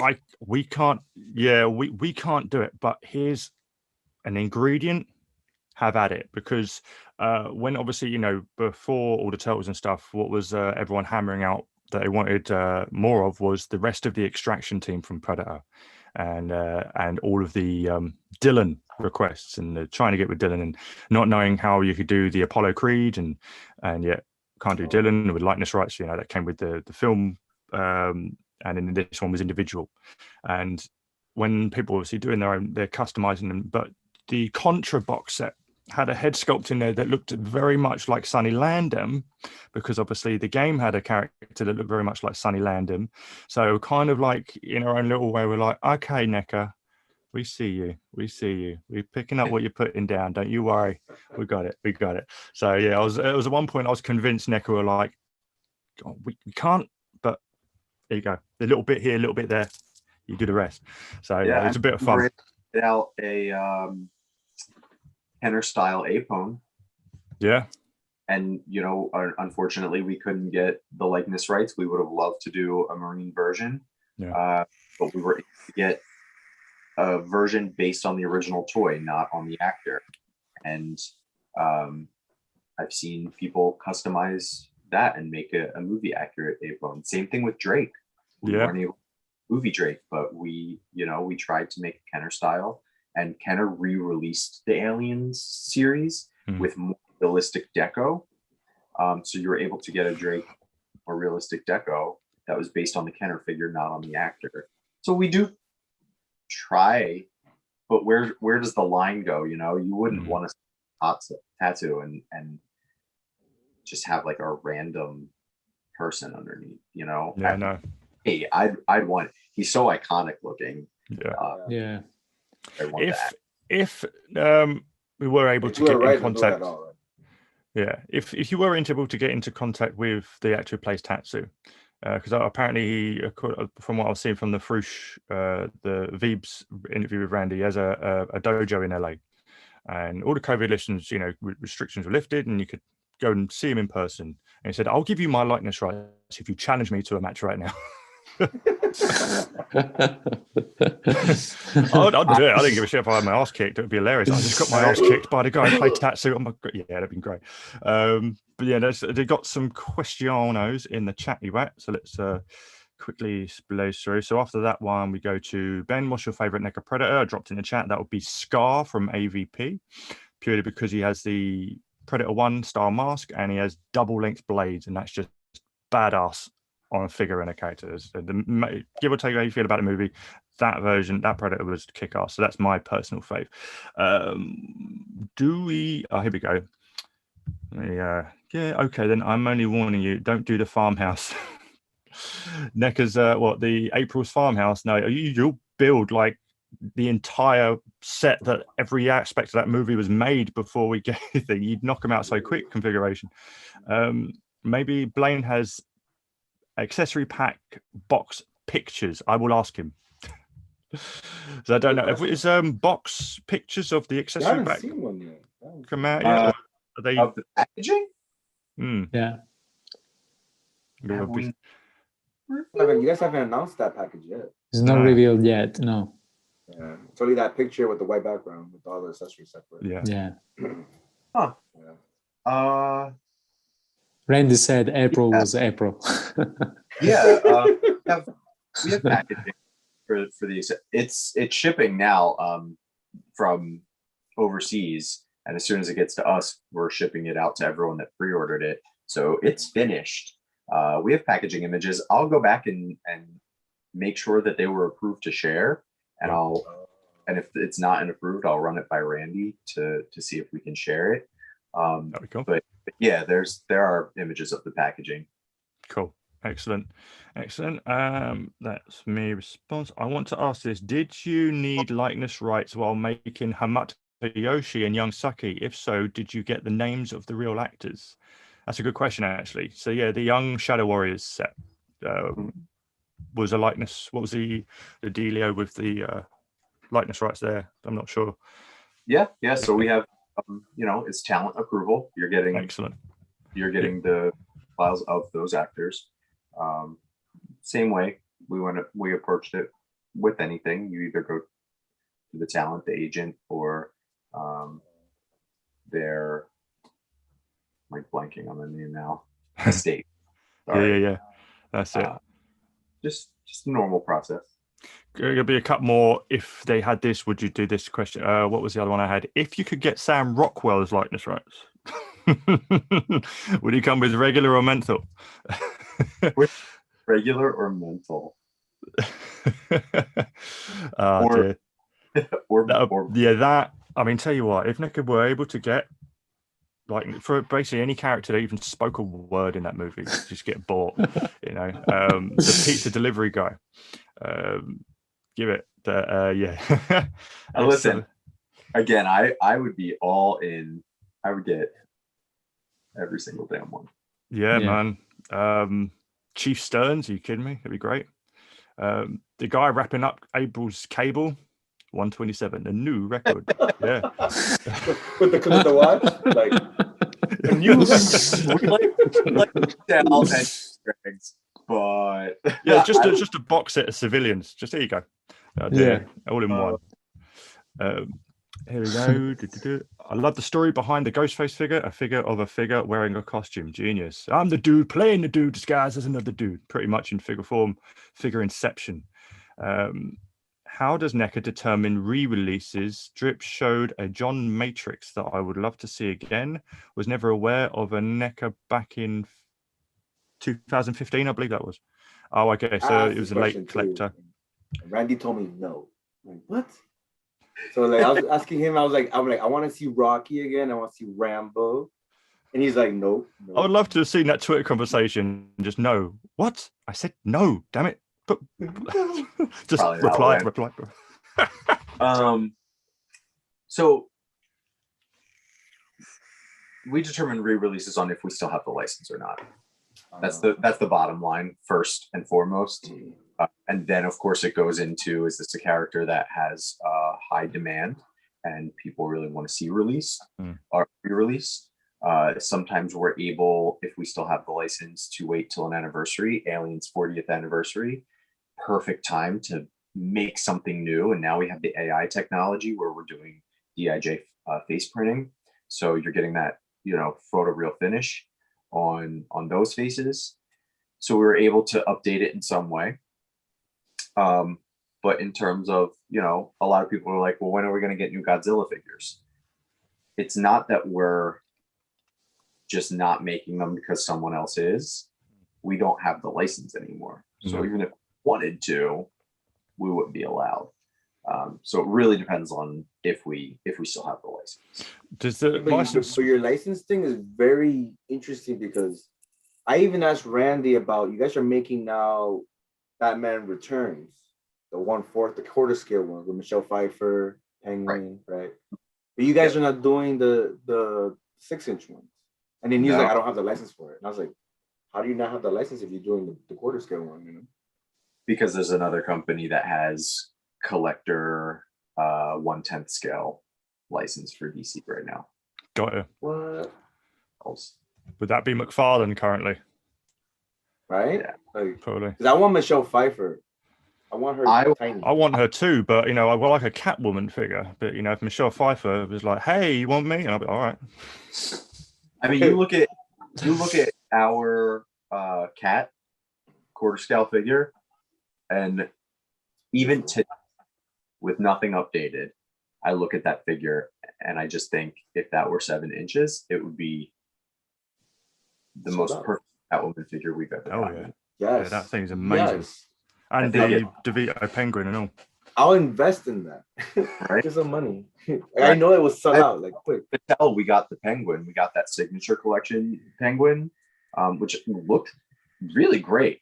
And so like that holds me over. And then I've got my that's the one I got. I got that one. Yeah, same. I have multiple ones. Yeah. Because you guys have the Michael Keaton in that scale, and you have Christopher Reeve as Superman in that scale. And that was at least like a while. Batman Begins Bale as well. And Adam West. Yeah. Adam West. Yeah, you guys had the Adam West. Oh, I love that figure. Yeah, with licensing, I guess whether you end up keeping it or not, is it is there an expiry date to it? I guess that's how it. Yeah, that's what I would have thought. Yep. It can expire, and every company's different, and every deal is different. If it's a new movie, and you think it's going to be a one-off, maybe you just license merch for 2 years. If it's something like Ninja Turtles, and we know, like the cartoon, for instance, we know that it's such a broad, expansive license, we could do so much. Then we say, okay, if we're thinking of releasing this many figures per year, and there are this many characters we could potentially do, we should get a license for this many years. So there's a lot of math that goes into it sometimes. So yeah, it depends. Yeah. And some companies are like, see what you could do. We'll give you one run, we'll give you one wave. And then once we see how that goes, then we'll sign a longer contract. Yeah. Gotcha. Yeah. Makes sense. I remember like a couple of years ago, you guys started doing for San Diego Comic-Con, you guys were doing the Ninja Turtle arcade. But you guys were doing that package, I believe it's that one right there on the top right-hand corner. And I was wondering, like, did that even do good? Because the price point on that was really high. Yeah, we've done quite a number of video game versions of figures. Yeah. They're definitely more of a niche. So we've put them in, I think we've put them in crates, like in loot crates. We've we've opened it up, like, if, okay, we can't get this video game character out, but people want him, that's when we can say, who would like to buy them as an exclusive? So that's another thing. I wish more collectors understood that when you see store exclusives, and every company does them, that's the way that we're able to get that character out to you. Maybe we could afford it on our own. Maybe we couldn't. I'm not saying we as NECA, just as the industry. Maybe a brand can't afford it on their own. Maybe they don't think that there's going to be enough demand. Maybe the licensor only agrees to allow you to make it if it's an exclusive. And maybe sometimes, and I know everyone's like, oh, they're just money greedy, blah, blah, blah. Sometimes a huge retailer will be like, we'll give you this on top of the profit if you don't let this go to any other store, if it's exclusive to us. And it's not like companies are just going to hoard that money. Guess what they do with it? They acquire more licenses to make more toys, to make more money. So, everybody benefits. The collector benefits because you're able to get more figures out that way. And I know what it's like. I'm hunting. I'm at 3 targets every day of my life. I am hunting. I know what it's like to walk into an empty shelf. But that's the name of the game. That's the game. That's how I feel about the Sky's Turtles right now. I'm like breaking my heart. I on a live the other night, I got to see an approval sample, and that was it. I have not seen them finished. Samples go across my desk. So like when everything's finished and the first shipment comes to our studio, the samples get to go across my desk, and I get to look at them and fanboy and open the window packaging and check it out. You smell the package too? I smell them every time. You sick bastard. Right? Brand new packaging smell. Rick, you're so just right. And I've never seen the Turtles in Disguise pack. So, Oh, really? Wow. Own it. I want it. I don't own it. I'm out there hunting the same as you guys. Oh, okay. And sometimes, it takes a little bit of reading and digging because we're very transparent as a company. You guys are, especially on Twitter. You guys are really transparent. Yeah. I think some people take advantage of that. They do. Or take it for granted, maybe, that we do that when we don't have to. Like a lot of people were complaining that they didn't know the frogs were coming out, and why didn't NECA tell them the shipping date? What company tells you the shipping date? They don't. Yeah. And they know, because sometimes the team that makes those posts they don't even know. They're shipping when they're shipping, and this year's insane. They're shipping delays no matter what. So they're shipping when they're shipping, and sometimes the team doesn't want to give an answer, because if they say by April and today's May 1st, you better believe there are like 5,000 comments. Where is it? You said it was going to be. That's the thing. You're going to get people, obviously, the community don't know. You do know, but you either can't give out the situation or don't feel like you should yet, and you can see the frustration building. What do you do in that situation? I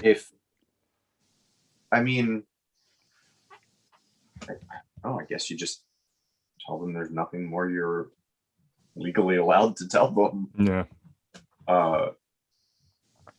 Yeah.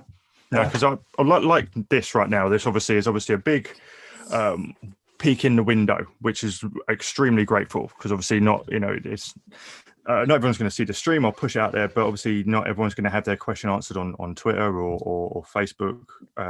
So it's kind of like, it helps with the understanding, kind of simmers down the heat, because it's what people don't know. What I will ask, and I gotta bring it up. So obviously April's knees, those knees, man. We know it's obviously a prototype, but what was the actual design behind the prototype? So how do prototypes work in terms of then do you show the prototype, which I guess what you did with April, and then go back and tweak, or how does the process work from prototype to what we finally get in the box? Yeah, there's first a maquette is made, and then once that is finished, you scale that down, and then you add articulation cuts. And you see, I think in the first episode of April's Takeover, there were multiple pictures of, I think actually multiple pictures of her knees and where they bend and such. So it goes back and forth, and what's going to look the best with the articulation, because not everything can look seamless with articulation. So what's going to function the best? What's going to work the best? Should we try something new? And as I said, I love the double jointed elbows, and it was an opportunity to try that on the legs to try to have more range of motion. So yeah, I've seen forearms, and then a big ball joint, and then a hand. I've seen some articulation. Oh yeah, McFarlane, you just got to look at them and you think, what the hell happened there? Yeah, but for I've seen the figure in person. I didn't notice anything about the knees until people started saying it after the picture was revealed. And then I went back and I was like, oh, okay, I can see what they're talking about, how the light hits, especially the bottom cut. Yeah. I can see how, and it looks so much brighter. And I went back and I went to the studio and I looked at it, and I'm like, and we all we're all fans, and we're looking at it, all these comments, and people are like, oh, I can see what they're talking about. I don't see it. Everybody has their own opinion. Internet, some people said that they were fine, some people hate them, and then there's a plethora in between. So we kind of just have to do what we're able to do in terms of, again, what we had taken photos of was still the prototype. So it's not finished. We fine-tuned it, and then you send that back, and then they'll send another sample. They'll make another pass. So that wasn't the final pass. I don't know what the final pass will look like because it hasn't happened yet. In live time now, it still hasn't happened, so we don't know what it will look like yet. But we listen, and we'll do what we can to make the figure look up to snuff with our standard and how we like it and how we hope and think everyone likes it. But you're not going to please everyone every time. No, of course not. That's free data. That's free data for you guys, right? Getting that feedback from the audience, right? Because I can imagine your ears were ringing after Danny and the scaling questions. I don't know if you can elaborate any more on the. So I'm just flicking through to see if I can see. Simon Hill posted something about April's knees, about what could. He was asking NECA if they still had the Ash vs. I think it's Ash vs. Evil Dead, the demon. I tried to find a picture. He posted a picture of it, but that had double jointed knees, very similar cut, but they looked a bit more streamline. And he was like, NECA, what do you think about these? Do you still have the molds for these? So he was throwing a hat in there. So all the criticisms, they do come out, none of them, not all of them are mean. Some of them are like, how about this? Is this something, little suggestions and stuff like that, bless them. But yeah, I think they looked good. So it was basically like wondering, if you do have these molds, do you reckon these might work for the April figure in terms of the double joint on the knee?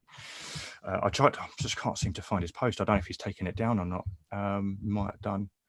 But yeah, sorry, going back to Danny and the scaling. So what was I don't know if there's been any, everything's falling over, the conversation at all, or the reception towards the questions of the scale of Danny? Every voice matters, but in the big grand scheme of things, we weren't really seeing a whole lot of complaints about the scale for Danny. Okay.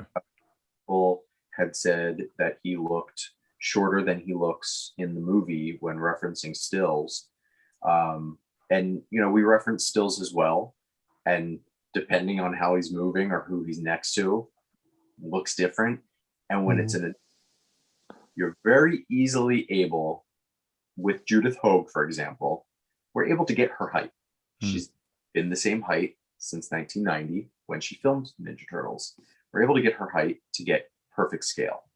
In terms of monsters, they're all scaled out in the costume department. So we know exactly how tall a Predator was compared to a human. With someone who was 13, 14 in a movie in the 90s, to go back to that actor now and say, how tall were you in 1990? Yeah, but how tall you were in 1990? I have to say something, but the figure is another scale. It doesn't scale with Casey Jones. It's another scale. It's 112, I believe. Casey Jones is 110. So even if he was a kid, like a young kid, it doesn't scale anyway. He scales. It scales. I'm not sure about it. I'm not sure about it, because I think that... Well, I guess, then let me ask you, in your opinion, do you think that John Connor scales with Arnold Schwarzenegger? In the movie, yeah. Yeah, he's short. He's younger than Danny, right? He's young, he's short, and Arnie's quite tall as the robot. But there is, obviously with the stills, there is one that have the guy played Danny and April side by side, and he's only a shade shorter than she is. And then you see the shot, and it's like down here. Yeah. So that's what a lot of people were referencing. Yeah, my concern is more about the scale, not the height of the figure. It's the scale that Right. So stop leading up. So if John Connor, if the John Connor figure is in scale with the Terminator figure, I mean, then I think right there, the game breaker right there is that John Connor is younger than Danny. Yeah. Not scale per se, that's just height. Which is for sure. Yeah. But I think even Terminator with Casey Jones, I think the Terminator figure is smaller than Casey Jones. I think it's a different scale. I've got them here. I don't have the John Connor, but I do have this case. So I'm just looking at Casey. All right. Yeah, you have it, please. Yeah. We're doing some brainstorming here. There we go. Yeah. Some testing live. And Mad Labs will start spitting bars soon. All right. Because I believe that now Terminator is smaller than Casey Jones. Okay. Sorry. You're right. No worries, mate. All good. All good. So I've got a Terminator. I've got. It's the moment of the truth. We're getting in there. So foot. Yes. Yep. Yeah. Oh, is a bit on the smaller side, right? I think I've got Carl here. I think he fell over. He's over there. Do we think that Arnold is bigger than Casey Jones? Like we put them side by side, like in the movie? movie? Like this. I mean, we can Google their heights as well. He's taller. No, it doesn't matter that. That doesn't matter. All right. Yeah, that can be. Pop him in here. Yeah. Yeah. All right. It doesn't look that different. Yeah, no. So like, if you get John Connor, is he to his shoulder? Because I think probably to his shoulder probably be better than what he is now, right? Yeah, he's tiny. He's tiny. See, tiny. So it's but he's tiny, man. he's still, you know, the 110 scale. And again, you put him next to a Marvel Legends. Oh, same scale. Yeah, same scale. You think it's the same scale as Marvel Legends? John Connor's No, shorter I than a think- Marvel Legend. He's more like Wolverine in the Marvel Legends. Yeah. No, I'm not saying shorter or taller. I think it's bigger. It's bigger in terms of scale, I guess. Yeah. Yeah. Yeah. That's not That's a good question, actually. If I can do That would He's- be good there. So That the would be good. problem, If April was that height and next to her, yeah, that would be perfect. right. So, and this is about how, if you look Oh, at, dude, you got Marty.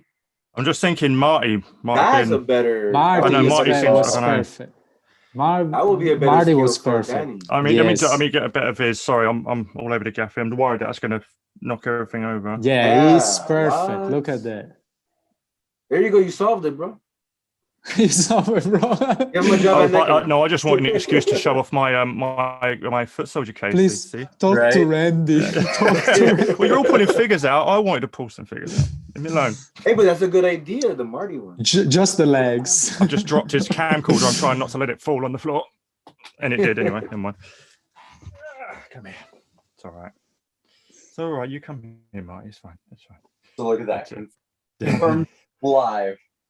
There we He's go. all right, So, he's all right. there's some troubleshooting right now. Live. So yeah, he's just short. He's still in Yeah. scale.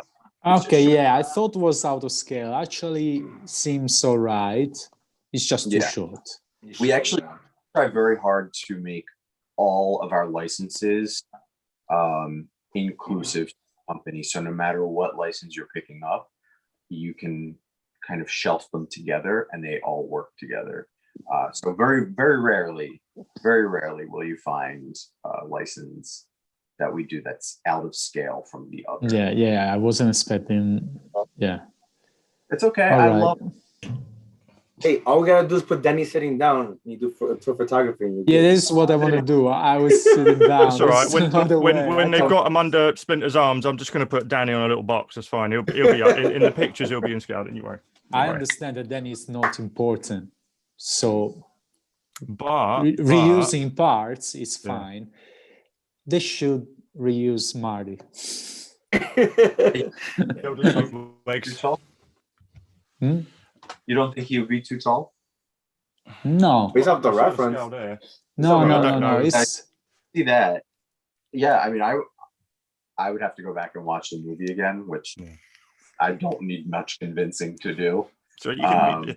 Turtle Boy how watched old it is like Danny minutes in the before we movie? came on.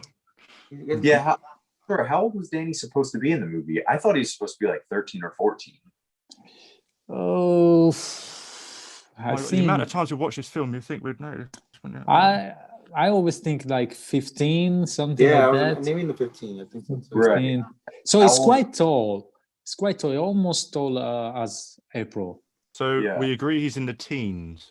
Yes. Because he got in trouble in school. He- Remember, he got For in trouble sure, in he's school. not a kid. Right. He's not yeah. like John Connor. Yeah. Oh yeah, no, that's early. That's early double digits, old Johnny. Danny's sort of just reaching the 15 mark. His voice is broken, put it that way. Don't know when that happens, but yeah. But Marty yeah, no, well, Marty, that's all right. was fully grown height Yeah. wise. Oh, there's a I- 22-year-old man playing that film. Yeah, he's He's Yeah. he's Right. short. So I guess that's fair. But again, kids are hard. There's no way to look at these actors and be like, Yeah. But so it's a talk guess. to Randy. Every day. He's gonna be like, "Why'd you ask that question?" Well, you see right behind Pietro there, you see his stack of shelves, and you see the Splinter chained up scene. So that's where I'm going to be coming around to your gaff to shoot that because I haven't Yeah. got that set up. You see, this is the thing. That second time around, Dio, send it to me now. You see, you both killed it with the Doc dioramas.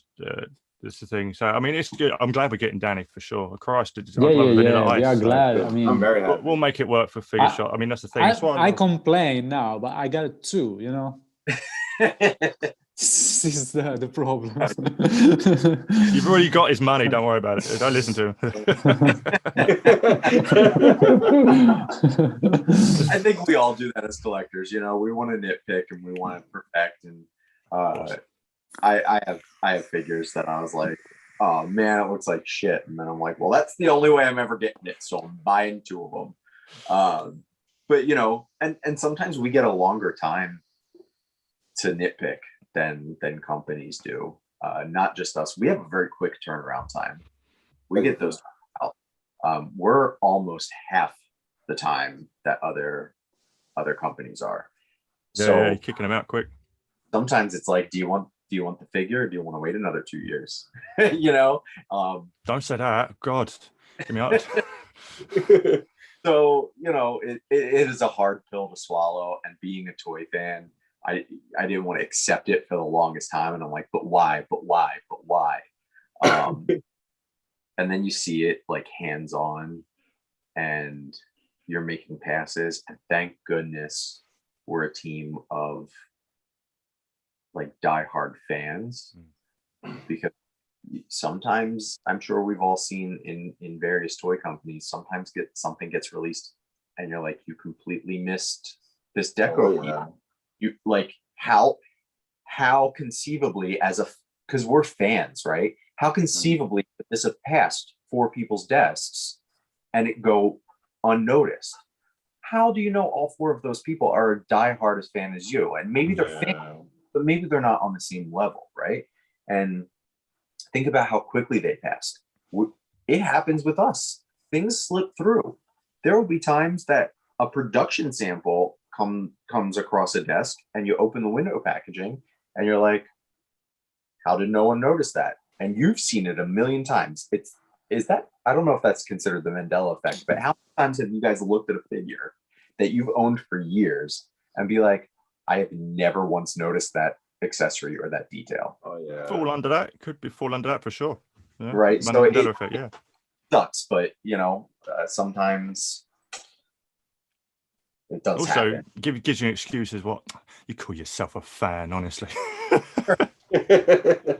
No, dude, you just watched that movie way too many times. All right.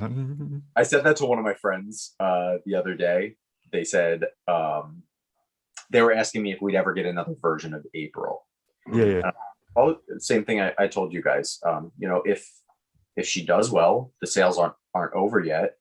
So if she does well, I'm sure we would. Yeah. And like going through the different looks and like trying to get an answer out of me. Are we getting this look? Are we getting? People got their ways. They got their tricks. Right. Yeah. And then the final episode came out, and he was like, I can't believe it about the raincoat. He was giving me shit about the raincoat. You know, it's definitive for that look. And I was like, as a Teenage Mutant Ninja Turtle 1990 fan. Actually, yeah. To go for the actuallys, yeah. No. And he compared it to it's like giving us a Batman figure and not including his cape. Yeah. And I was, first of all, that's not the outfit. It's April's cape. No. These are superheroes. It's April's cape. Yeah, right. I know. No, it's not iconic to that look. It's iconic to how you think of April. Yeah. Right. And that was done purposely. They stuck that yellow raincoat on for 10 seconds so that we, who were fans of the show, could identify as kids, oh, that's April O'Neil. Nice, yeah. It was. So, you know, it's like with Hawkeye. We'll make an outfit up for him, but make it purple so people remember it's Hawkeye. Right? Yeah.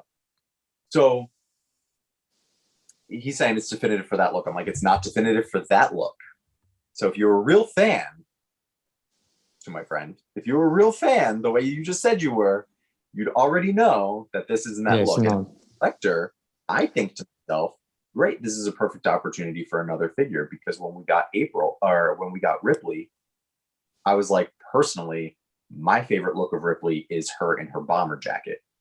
And she wore that a lot longer than she wore the white tank top. but that's not the definitive look, right? So we got that Ripley, and I was like, they didn't include like a jacket and removable arms. We should totally get a bomber jacket, and we eventually did.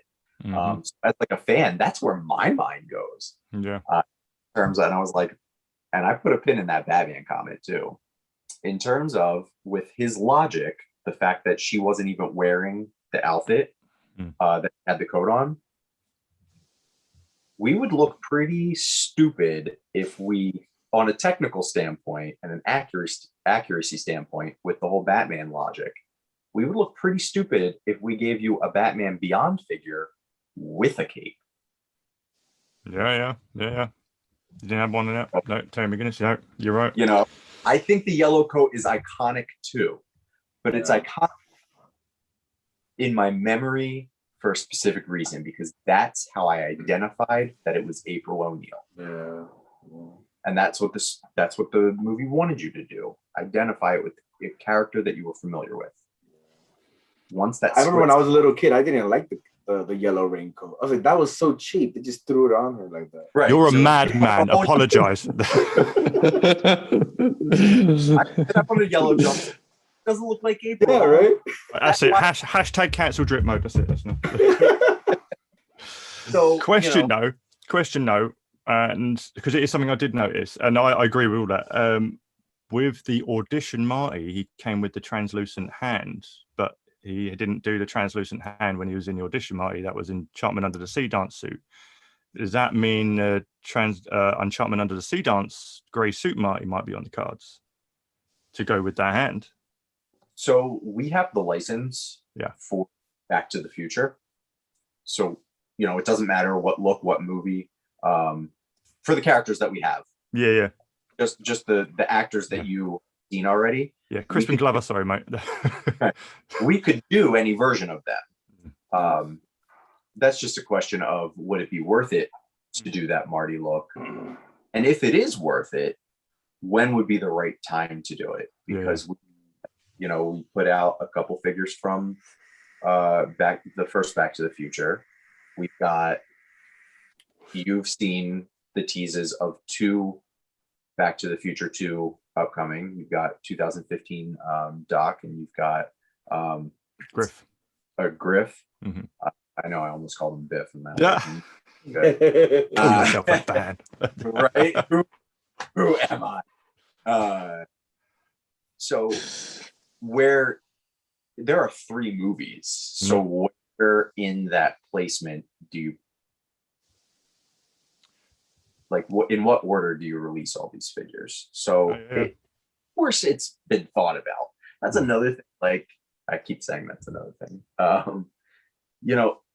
We get messages and it's like, have you ever thought about this? Multiple times. We're fans. We do think about it, and I'll give you praise if you come up with something that's never been thought of before. Cool. Thank you for the suggestion. We'll use it. Oh, challenge, challenge. Right. But we think about it. We've looked into it. We've thought about every version of every character from all 3 of those films. We're diehard fans of those films. We love those. For being a diehard fan, I'm going to ask you this one. And I know Hyper's going to agree with me on this one. That DeLorean. I know NECA is not a vehicle company when it comes to toys. Right. That first attempt, like, where were the challenges there? Because not to scale, there's a lot of detail missing. I know it was a die cast, but it was like, guys, know that the fans are going to eat you alive on that. So, and that was a standalone. You look at our Cine Machines, none of those are in scale with the figures, obviously. Yeah, none of them are. And in terms of Back to the Future, we've got the movie, we've got like the tune looking. This was just, and I don't like to knock, this is, again, me as a collector and a fan, not as a NECA employee. I don't like to knock too many other companies, and I think what Diamond Select did with their DeLorean was beautiful. Why would we just put the same thing out? So we tried to do our own version, and we weren't able to do a scale DeLorean that would fit the figures in. It would be way out of budget. I I have the subscription to the Eagle Moss one, so every month pieces to the Eagle Moss to build it, and I added up how much that's going to be when it's all said and done. I'm an idiot for doing it. Many years, right? I'm wrong. I've been this close to pull the trigger on that. I swear to God, and I know the cost, and I'm just like, oh God, it's a lot. It's a lot easier when it's only $40 a month, right? That's what I get. Yeah. So we look at that and it's like, okay, we don't have it. It's something that we don't think people will be able, in the big grand scheme, that people will be able or want to afford, because you just said it. You looked at how much it's going to be, so you haven't pulled the trigger. Well, what if that's what the price probably is going to be, right? If we look at Super 7's doing the Thundercats vehicle. Oh Christ, yeah. What, $400 or $500? Not everybody's going to do that, right? I didn't pull the trigger on it. It's out of my price point, and I backed 2 Sentinels and a Razor Crest. So yeah, you don't want to fall into the Hasbro Labs divorce settlement scheme where, oh, you're dropping Unicorn £700. I'm not going to tell my wife. It arrives. How much did this cost, babe? Divorce now. It's like we didn't find a way to do it cost effectively, and as fans we were like, cool, there's another company doing it, so if you want to do it, it is, I think it's a 1/8 scale, but I'm doing it as a fan to have for photos a DeLorean where I can just prop Marty's leg up on door, have him looking at his watch. It's easily the closest in scale we'll get, and it worked perfectly for them. Horse perspective shots just on the display, it will look great anyway, especially with Doc as well being a taller guy. The Eagle Moss is just, oh man, stop it, I'm going to be looking it up soon. I see Longsword Spot. I follow this YouTube account. I think it's World of Wayne, and he just nothing but builds these subscription magazine builds. And he does every time a new issue comes in, he's like, right, we're building this part today. And he's currently doing the Ghostbusters one. But I watched all of his Back to the Future ones, and even the mods that the groups were doing for some of the other details. And I'm just clawing my face off, just saying, I don't need it, Ben. I don't need it. I don't need it. But it's tough. It's tough. I so nearly bought it, but I envy you. But how far have you got to go on that Eagle Moss DeLorean? Oh, actually, you know what? I think it's been a whole year now. So probably just one more year. Oh, nice. just one more. Just the whole half of the car. And I will say, they trick you. Did they? I got my package last month, and it was a fucking DVD. What is this? Where's my parts? Yeah. No way. They got you. Bastards. Bastards. No. Ooh, I felt that right now. Oof. DVD. What was on the DVD? What was the DVD itself? I haven't watched it yet, but I think it's how this came to be. Okay.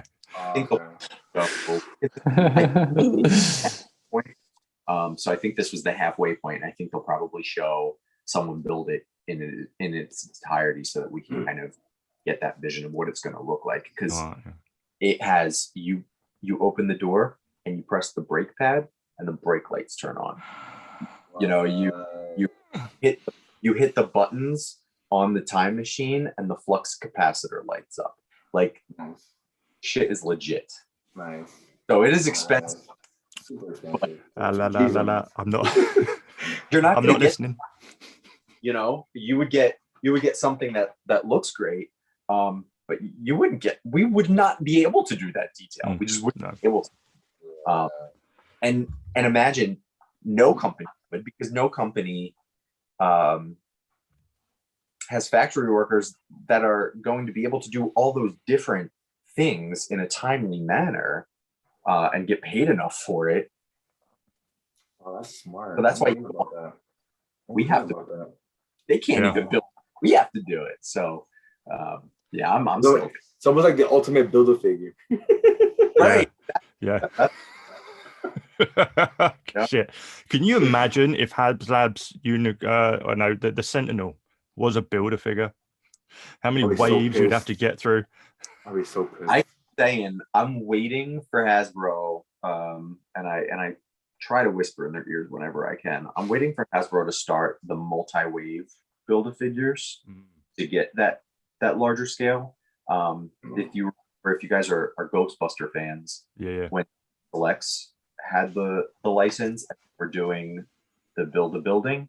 Ooh, that was rooftop. over 4 waves. They did the rooftop for the first series, and then they did the firehouse, right? Yeah, the firehouse, like the doorway entrance for the second wave, and that was like 4 each. Wave was like 4 waves before you could complete it. Yeah, this thing's a beast. Massive thing, because they talk about, and I talk to my friends like, why don't we have a danger room? Why don't we have like the archway to the X mansion? Why don't we have, Magneto's lair? All these different things. Why don't we have an X jet? So I keep saying, I'm like, just do a multi-wave, like over That's smart.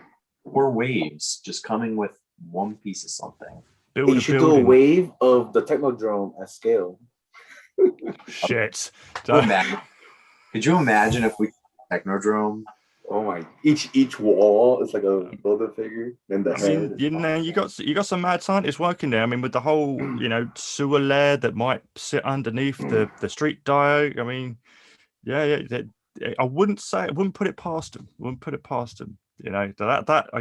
Hearing Randy talk about that, and I was like, you're fucking out of your minds. I want it. Just my credit card. Right.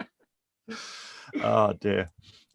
Just quickly, there's been quite a lot going in the chat, so let's have a quick read through. Overshot. How does NECA determine a release date? Drip shown on John Matrix. I think I read that one. Sorry. Does NECA ever get approached to do a sculpt work from or for other companies as contract work? From Sam Newsman. Do you ghost sculpt? In other words, I think it is.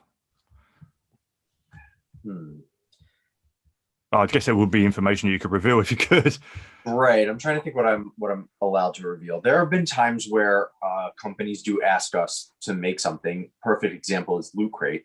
They'll say like, we're doing a Ninja Turtle box and we want a figure. Same thing with we didn't have the DC license, so we couldn't do DC figures, and that Michael Keaton figure, the only way we were able to release that was the studio came to us and said, we're going to release the 25th anniversary Blu-ray, and we'd like something commemorative to go with it.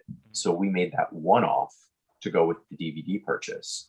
I know Diamond Selects, they used to make the Battlestar Galactica figures, and they did an exclusive Cylon for the box set, the whole series box set. Same thing.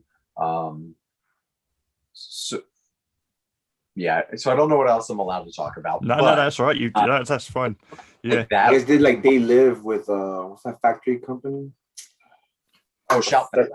Yes. Yeah. We have a wonderful relationship with Shout Factory, and they our 8-inch retro cloth really caters to their style and their homage to classic horror. So that's a perfect example. But in terms of so it's only as a company, like we market it as on the packaging. We just do this as a deal with those companies. But it's actually quite the reverse in terms of like sculpting and things. We hire freelance sculptors sometimes. Sometimes if the in-house studio is either busy or they're not familiar with a line, this is something amazing because we're fans. If no one in the room is familiar with the line, we're not going to put out shit product. We're going to find who's familiar with it and blow it out of the park. So, companies will, and we've got package artists that will freelance. And then we have package designers that work for us. So I think it's quite the opposite. Weed it out. The Predator box art, was that freelance or was that in-house? Yeah, that's so the Predator box art is don't quote me if it's always been, but as of late, it is all the same artist, Right. who is an artist, and we let him do all of the Predator box art. So Well, whoever you are, sir, you're killing it. The stuff is beautiful. Yeah. turn the button. Absolutely beautiful. 2 seconds. Run it back. Okay. Yep, that one. I would love to see a re-release of the Jungle Extraction Dutch. I guess that would Hell yeah. be anniversary time again, maybe. If they wanted to continue doing it. Because I remember when I first got into the game this time around of collecting, starting off with the Predator. So I think it had been a couple of years since the previous anniversary come along. So I was on eBay, I was buying everything I could. And then, of course, they did the newest anniversary, which is the latest one, just gone. I didn't care. I bought all of them too. Because, I wanted something to shoot, something to have on display, didn't want to get them worn out. And it included other ones. So, yeah, awesome to see another re-release, because obviously new collectors come into the game at different stages, so it's good if possible to get obviously product out there again for those who don't want to sift through eBay. So what else we got here? Haha, would love a Sam Rockwell and TMNT movie. Yeah, we would. No, we all would, mate. We all would. After that, Just would he come with like a box of cigarettes? Like all yeah, that'd be so good. That'd be so good.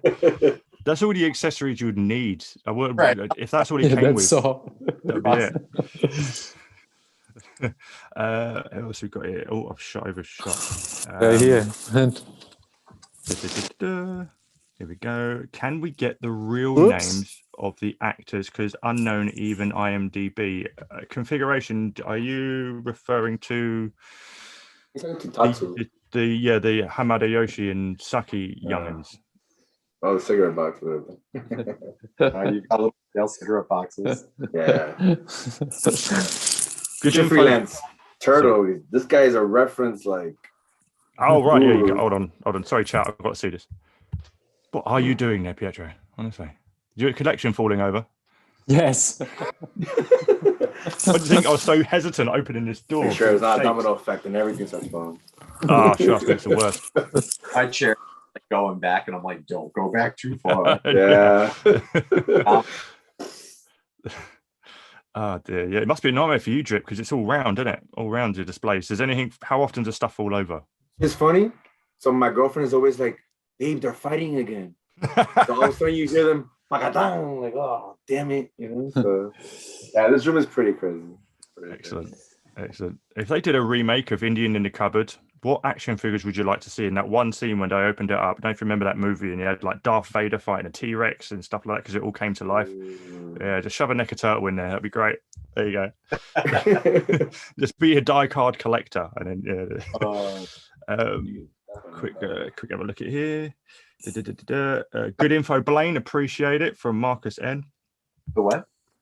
Marcus N says in the chat, good info, Blaine. Appreciate it. Definitely we do. It's been great. Would love a Jack Nicholson Joker. Never happened. What? I know, who wouldn't? I know. I don't think Would. Man, he's never signed his likeness over. No. Really? And a lot of people were hoping Mezco would, because obviously they did the Keaton, but yeah, that would. I think was it Hot Toys? That's the only Nicolas Cage one. And I think they skirt around that somehow. I'm not sure. I don't know how they get around that, but because you find that a lot with that style. Yeah. Getting like finding loopholes. So I'm not sure how that because we don't do that scale. Yeah, fascinating. And I had mentioned earlier, you were talking about outsourcing, and I said if you turn over the box to your Predator, it should have, because people often say like, who's your artist, who's your artist. We're the only company that puts things of our artists on the packaging. Oh, so yeah, you can Oh, that's nice. That's really good, actually. yeah. Oh, So yeah. it should say under packaging, it should say Tristan Jones. Yeah, illustration, Tristan Jones. Yeah, they're Oh. right. Yeah, Wow. my camera's crap, but there. Yeah, That's pretty cool. excellent. We love our artists, and we love giving I credit. never noticed that detail. These guys have Instagram accounts and stuff to follow.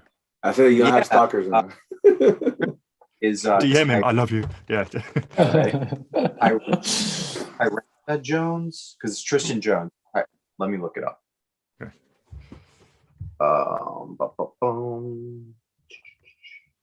yeah, and he posts progress. So if he gets approval from us to share works in progress, he's shown progress shots of his Yeah, packaging. I think I saw his account. Tyranno Jones. Okay, Tyranno Jones.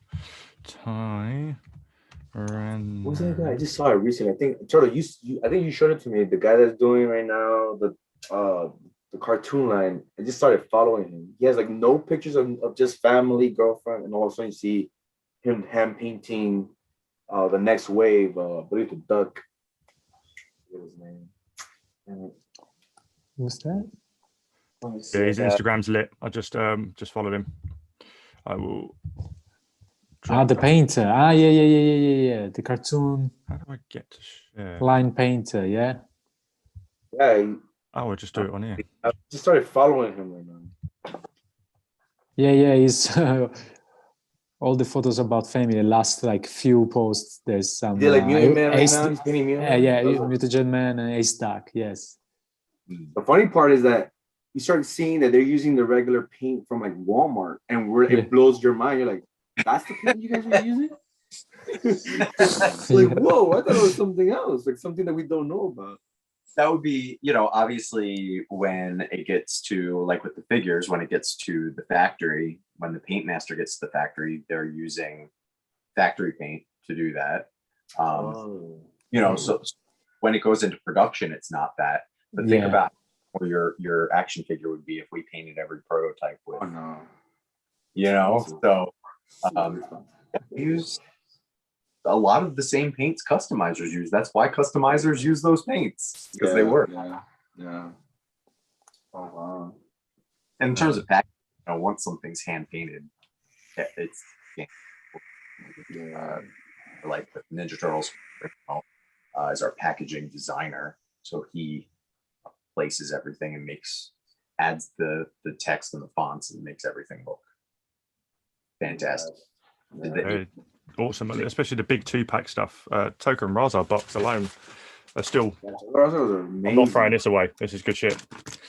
Well, the packaging, right? Yeah. And the bubble. I love the bubble. A lot of NECA packaging I keep, not just for nostalgia, because I open everything. So everything's got a cut in it. But I'll keep a lot of NECA packaging because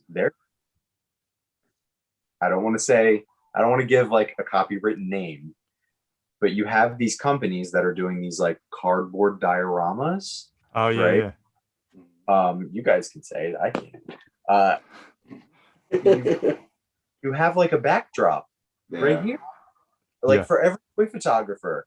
You don't have to make a dio piece. By all means, I see some dio pieces in the background. Go for it. But if you don't have the skill set, you want to be a toy photographer, we got your back. Yeah. There's a backdrop in like every fucking toy. So that's what I mentioned in my first episode of Beginner's Guide as just like essentials and introduction. So like basics would be just literally either your phone, or if you happen to own a DSLR, great. If not, phone will do just fine. Some sort of right angle so you can put something on the back and have a level to shoot. Some lights and a backdrop, which could be just a plain piece of paper, some colored paper, printout, or figure packaging, because they'll have an image at the back. And I pulled out I can't remember which one it was. It was from the Casey Jones 2-pack with the background of the sewer tunnel. I was like, that would do you just fine, just to get some close up, get used to the framing and angle. You've got a backdrop, well lit, it's great. So figure packaging stuff, it's handy as hell, definitely for toy photography, especially when you get up close and you don't need to have a wide shot of it. It's great. Yeah. Like the Token Raza, you got the backdrop of the shed. The one that got built for Toy Fair is incredible. We use that as reference shots all the time when these guys are doing them. Dio right here. I mean the Token Raza shed for Toy Fair. Oh yeah. Oh yeah, that was badass. Awesome, just prop wise alone. But that was great, because there's so many toy photographers use that one or the retail version, and I know everyone's looking forward to the cartoon version. Yeah. Because you can separate and they can use it in different levels and stuff like that. So the diorama stuff is great. Just quickly, so behind on this, but it's all cool. If TMNT configuration. If Tatsu would be with a mask, he should be a Loot Crate exclusive. That's the best solution, I think. What do you think on that? This is obviously early. We've gassed on since then, so I'm just trying to backtrack a bit. I mean, it would work. I feel like, so he's talking about just with the mask. Yeah. If it was just a masked version, do you think Loot Crate might be the best way to put that version out? I guess, but you know, we try to keep Loot Crate to secondary characters that wouldn't otherwise get picked up. I feel like you would get picked up. Yeah, I reckon so. I know. A lot of people don't like us for doing the Loot Crate. I don't know why. No, I Maybe thought it was, how you're getting the character. But we get a lot of heat.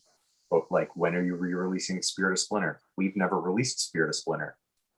Loot Crate did, and we made the figure for them. Love that one. You know, we wouldn't have put out otherwise. Maybe it's like a Comic-Con exclusive or something. Yeah. Still limited. We thought we would do a better thing for you guys by putting them in a Loot Crate. That's the pre-orders open for, you know, a couple weeks. You could pre-order it. Anybody. You don't have to take a plane ticket and a Comic-Con ticket across the country to get it, or across the world to get it. It was definitely a good solution because it hit right at the time where every Comic-Con was closed, like the first year of COVID. You couldn't get out of the house, so it was a good idea. Right. It was a great. I thought it was a good solution to bring like an exclusive to the home rather than you having to wait in line at Comic-Con because no one could get to them. Yeah, we pushed hard as soon as we saw that. I didn't care how it got released. I wanted that. That was incredible. So yeah, we were pushing that hard because obviously that was when it was had a backing. We were trying to put it. It's almost there, guys. Almost there. It's almost there. Yeah.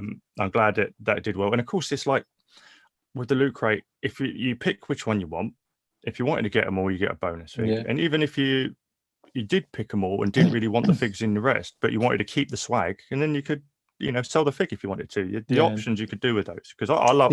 This year was better because you I can love choose swag. I'm a one swag if guy. you want. Yeah. Oh, Christ. I mean, don't get me. Sometimes I wear this around the house. Just. I don't. I personally am a You go to the toilet. I buy the whole crates. I don't get those figures for free. That's Loot Crate buys them. Loot Crate, you know, orders this thing specially made for them. Yeah.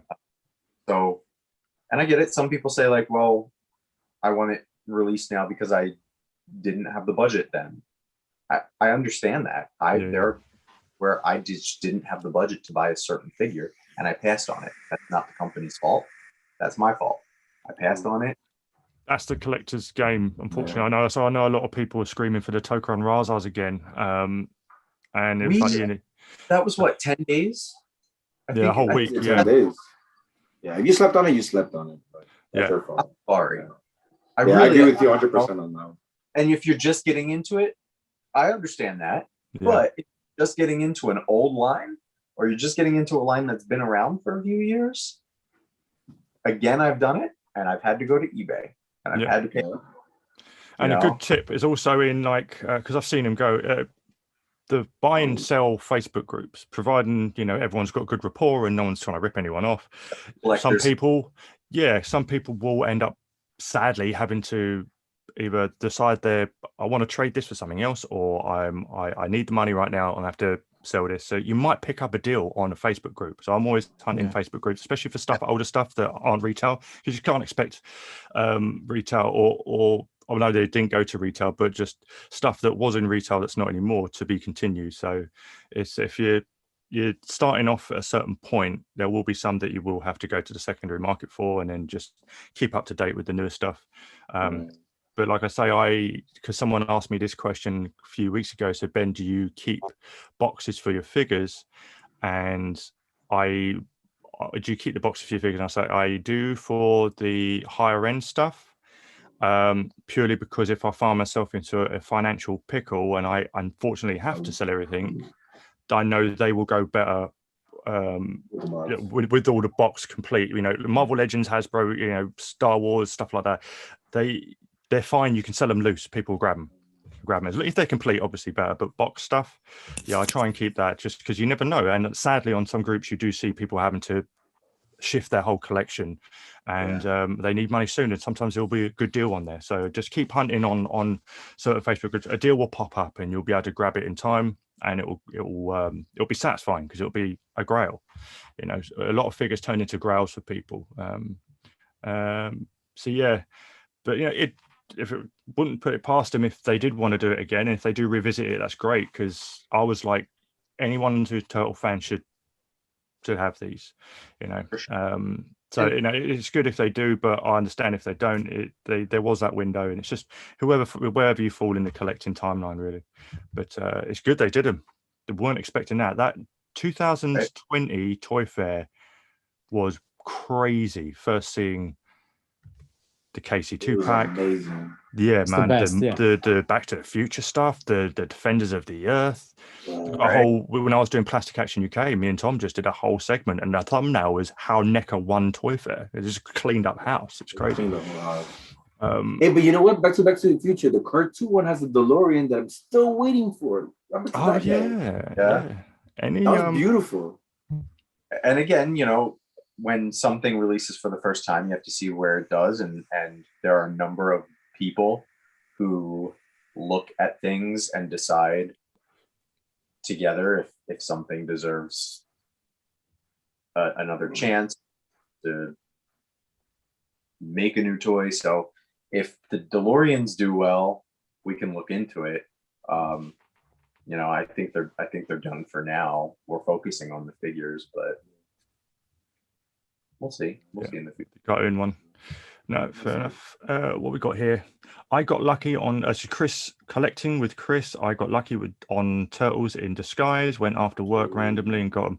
That's it, mate. They're dropping. They're hitting stores. So it's just right moment, right time.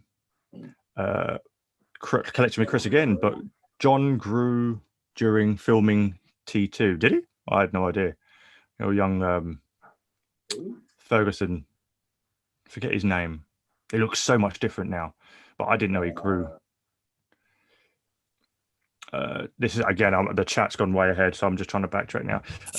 Sorry if I'm revisiting subjects. So TMNT configuration with Turtle Boy conversation there. Jesse Slate, how you doing? Clean Slate Customs. So when are we going to see TMNT 3 Samurai Turtles? Obviously not the best of the original movies, but I damn sure want those figures. I would say, yeah, no. If TMNT 3, if NECA were to go on that loan, I mean, Christ, we rewatched it. I love doing. We've been doing watch parties of the films here on the channel with the crew, and we all couldn't wait for TMNT 3 just so we could just roast it to bits as we're watching it, but having a good time at the same time. You watch that reaction. Majority of us are like, we're engaged, man. We hadn't seen that film in God knows how long. The fights. Obviously, the majority of it's outside in feudal Japan, but it's daylight. You can see what's going on. The wide shots, the fight. They use their weapons in this one. I got to admit, it was a lot better that time around. So I would easily snap up samurai versions. I want Mikey in a pair of shorts. I want samurais in street clothes, of Casey in hockey gear. I want that one where he's just wearing like some sort of stupid, I don't know what feudal Japan would consider underwear back then, you know, just running around. Yeah, it'd be another version of Casey. There you go, Drips collection right there. That's an awesome dio. I love watching that video of that dio, mate. Though. That's awesome. Yeah, basically just the samurai outfits from McFarlane's old like Spawn samurai line, just custom made them. So, but that's right. And I couldn't wait for part 3 because part 3 is pretty fun too. So. Yeah, as moments definitely. Fun. That's what you. Yeah, it's fun, right? Easy, yeah. I mean, Christ, I love just what was that I watched recently? The recent Mortal Kombat. I know it's getting a lot of ragging, but Christ, I can see there's some bad acting at times. But man, I'm just sitting there just throwing popcorn after this is a fucking ride and a half. I love it. You know, just give me blood and violence and gore. So yeah, part 3 has its fun, man. Yeah, and I mean, obviously, you know, Turtles still phenomenal. There's no question about it. We love what we've been able to put out, and we love that we're able to continue to put stuff out. Yeah, just comes down to that question of timing. Does it make sense to do it? And if it does make sense to do it, when does it make sense to do it? Two figures from the second movie, from Secret of the Ooze. That's it. Yeah. Right. And maybe, no, that's it.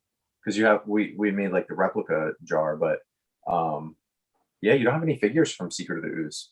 You just have Token Razar, and Shredder was just announced. Yeah. We haven't even done brothers from the second movie, let alone had time to think about the third movie. So it's just like does it make sense now, or make sense to wait? And you've got So you can content milk it. You for can milk days it. to see you through. So Turtles will continue. If you wanted to go that route, you've got plenty. That's a gold mine. Plenty That's of a gold time. mine. Gold mine, yeah. Correct. Gold mine. Right. And I see it, as a collector, there are things that I'm just like, perfect example. I just got my Sam Jackson Arnold from Jurassic Park Yeah. collection. And there's been rumors that like Ellie's coming, and I'm like, we need it. You know what? I got to be patient. Let the other stuff come and let that build happen, like, Yeah. And let it be gratifying. There's no possible way to make everything right now. And look what happens after Comic-Con when there's like all the reveals. Every comment and meme is about some favorite company just taking our wallets, right? Wouldn't you rather be able to spread it out and afford everything? Oh yeah. Than be like, we're releasing this, and we're releasing this, we're releasing this, and we're releasing this, and we're releasing this, and you only have this amount of time to buy it. That's why HasLab's doing one at a time. That's why, so I'm okay. I think that was genius of NECA, because like when you guys released in Comic-Con the VHS version of the Turtles, it was sold out. The price point was like up here, and then you guys did the single pack, and like everybody was like, "Yes, I can afford it now." Buy a turtle. Then you guys did the 2-pack. That scale started as a Comic-Con exclusive, and I believe that was the fastest exclusive to sell out with NECA. Like, we had just never seen that before. It was seconds, guys. It's seconds. Because I was there. I was just, it wasn't just our normal demographic. Whereas Comic-Con exclusives that we had done in the past, we were able to guess a certain number based on what people had purchased before. So you didn't just have NECA fans. Every NECA fan wanted it. They're gorgeous. They're pieces of art. And then outside of that, suddenly you had all of these new people who have never bought NECA before flocking.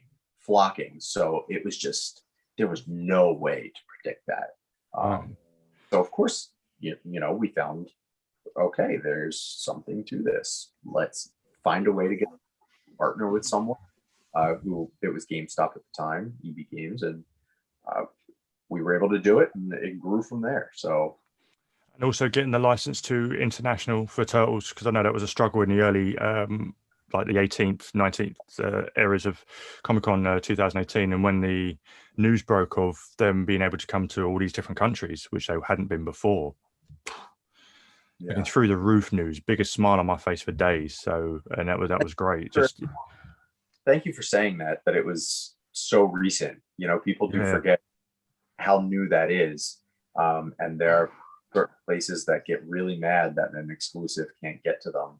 And we feel bad. Yeah. I'm a collector. I would feel horrible to imagine that there are people like me who aren't able to get things that I love. So there are teams and teams of people in every company constantly working really hard to make that happen. Hasbro is one of the largest toy companies in the world, and they just, a few months ago, just opened Pulse to the UK. Yeah, that's right. Wow. That's right. So it is something that's very new. Everybody has every country has these different rules and regulations. Yeah. And you know, there are a couple countries that we can't ship to because of the accessories. They're considered dangerous. It's not. Yeah, it's a pain, isn't it? I mean, No, Christ, I mean, the UK and the relationship we had with Turtles, Christ, there's a reason why we had to call it Hero Turtles rather than Ninja. And all the parents complained, oh my God, nunchucks are too dangerous. No. right, And, you know, then they couldn't have weapons in the second one, in the second movie. But yeah, finally, we're not as, you know, just they're loosened up now. I think everyone's loosened up now here, so everyone's doing great. But what cracks me up, especially in the UK side of things in the groups, is that whenever a store exclusive comes up and it's worldwide, we always see, oh, I can't pay that, not with that, on top of customs as well as shipping. I was like, have you ever bought from the NECA store before? No. I'm like, yeah, dude, there's no customs charge. We normally do get custom charge hit all the time from different countries, and it's expected. But I'm like, no, they don't. It's a fixed rate, and it's technically cheaper because the shipping. The UK stores will match the price, but don't take into account the exchange rate. So technically, it's a few bits cheaper. So we're like, and sometimes they'll be like, oh, well, what do you do? I was like, all right, fine, you're in your own lane. Fair enough. Some we can. They're like, oh, I didn't know that, and then they go all the time. Oh yeah. It's actually, the shipping is even cheaper than US. You know that? Do you know that? Oh yeah. That's right. Currency change. We pay like $9 or $11. Yeah. And they'll pay $9, $11 that live and really close USA to the... is 15, I believe. Yeah. 15, 14. Which always fascinates me. People, complain about the price. And sure, I don't pay shipping for Hasbro because I spend $50 a year on the premium membership. I spend $100 and some a year on Amazon to not pay shipping.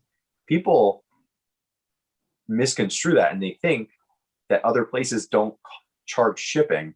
Nah, they do. You're just paying for it in other ways. Yeah. And a lot of people say $15 is really expensive.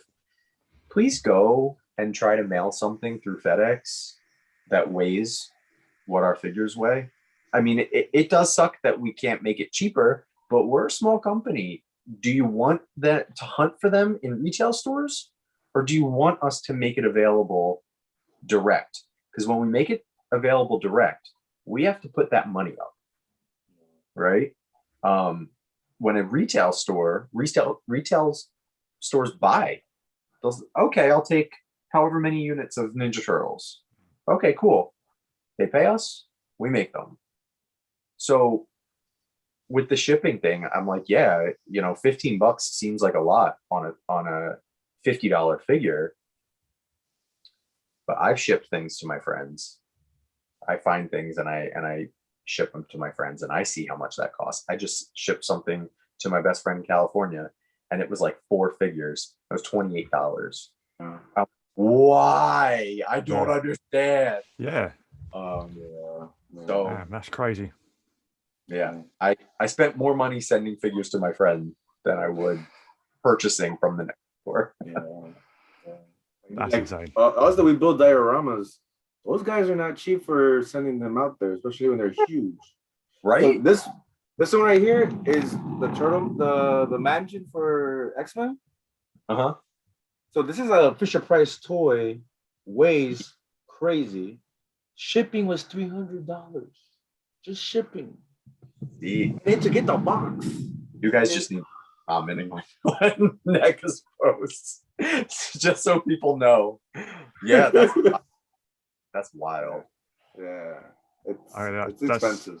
That is crazy. I mean, even when I buy a dio from a UK collector, UK maker, I feel for them because they have to find a fucking box that had a sofa in it just to put it in, and the bigger the box, the more it's going to cost. So I understand that. Yeah, take my money anyway. I can't even imagine what it's like trying to send a dio overseas. I mean, there's so many. I would love to buy a dio from some of the US, like yourself, Drip. I would happily throw in a commission, even if the waiting list is fucking years. I'd happily just put my name in the hat. But I'm like, that shipping's going to be mental. So it's that to consider. So don't get me wrong, I will. I'll get on you. I'll get on you. I'm still thinking. I've got a piece from Turtle Boy, and he's working on for me, bless him, and Tom as well. But yeah, so it's mental. I don't know how long you guys can go on for. I do want to just quickly skim through the chat a bit more. Loco Lou, yo, what's up? What's going on, Toy Family?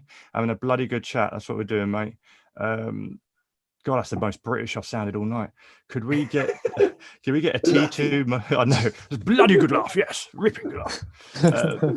Could we get a T2 motorcycle?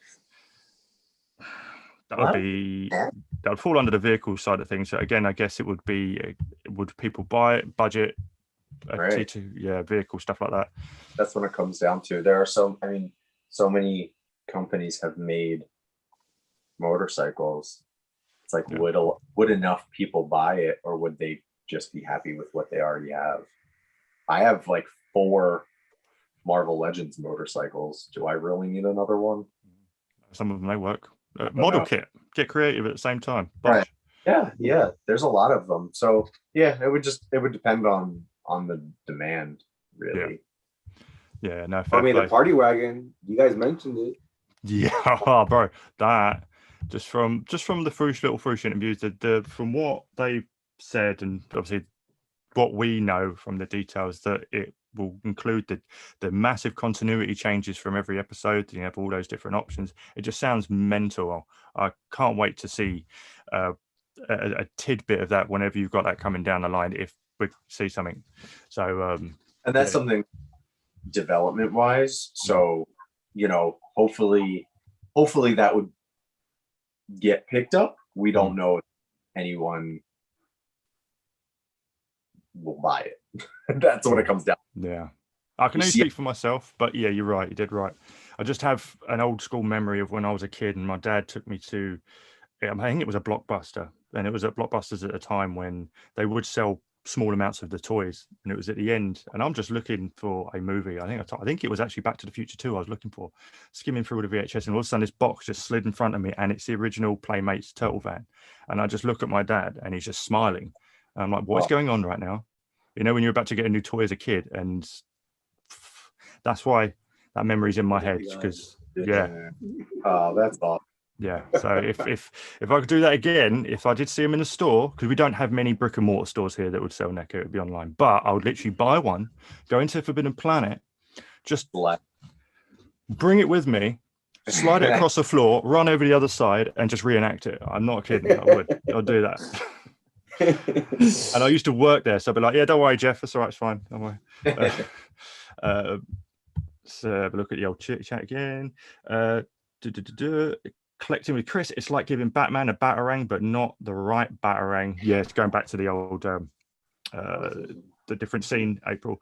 I'm really enjoying the stream, lads. Really interesting to learn things about the making of the figure. Yeah, it's been great. It's actually been great. Awesome fun.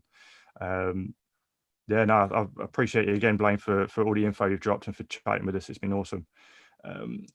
Configuration, I got a great question. Is Randy watching us right now? No, he's busy sending you pictures of his package. I think he's pretty trusting of me, but maybe he's watching. Make sure I don't. Fair play. If you are, hello, mate. I haven't gotten fired yet, and I don't have any. Yeah, I've got that text saying we need to talk. I don't have a text.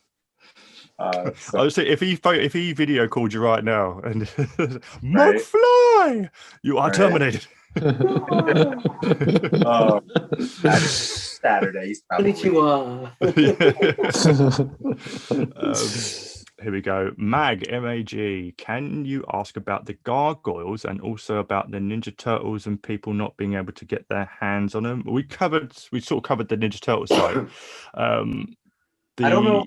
I'm not sure if many people we've and that's what I said earlier, like make sure that you read a little, make sure that you read before you just like because we live in an age of instant gratification. We have mentioned multiple times on multiple platforms with the Turtles in Disguise, tried to put their first order in, and then they quickly realized Turtles are doing great, so they put a second order in. and then they put a third order in. Things need to go on schedule, right? So schedule ends, they ship. Things take a long time to produce and ship. So by the time the second order even went in, things were almost done. So you have the turtles in disguise are hard to find. You have a second wave coming, which is the same amount as the first wave. And then behind that, you have a third wave coming, which is, I think, is about almost, if not twice as much as the first two. So more are coming. I keep stressing that. It's not like they're going to be easy to find. They're not going to be peg warming. You know, we don't want to do that. They're an exclusive set. They're not just the brothers on them on their own. They're an exclusive set. And that's the biggest set that Target's ever purchased from us. It's a lot of money. So, you know, they were hesitant too, and quite rightly, from a business standpoint, I would be too. I don't know if this is sell great in stores. Obviously, it's doing great. More are coming. And Randy is working very hard to see if we can get Target to do online orders. Oh yeah, that's right. That's right. Yeah, they've been. So it's a Target exclusive, then. Yes, all of the in the US, all of the animated are Target. Oh, okay. So what about Europe? So for the animated, we try to put all of those, or at least most of those, we try to make available online for international because there are markets. So that's kind of like how we you know, don't have to keep it just at that store for international. For the Turtles in Disguise, that's another thing Randy's working on. That was something special. It's not part of the normal line. That was something special that Target ordered for themselves. So it would depend on the deal agreement. But again, it's something that Randy is an advocate for. You guys is an advocate for international customers and fans and collectors. So it's something that he's fighting for. It would just depend on how it is allowed. Yeah.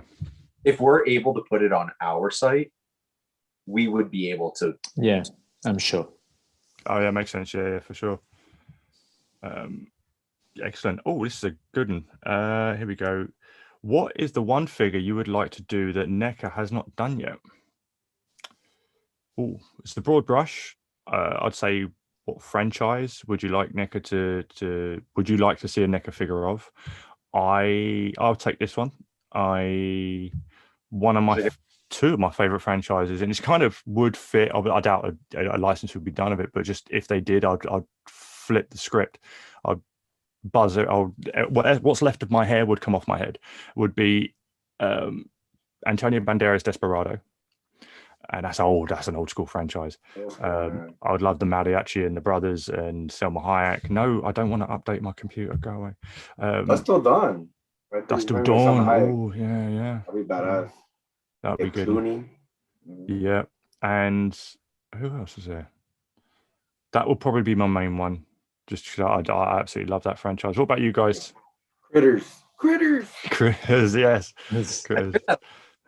I to the brand, you know.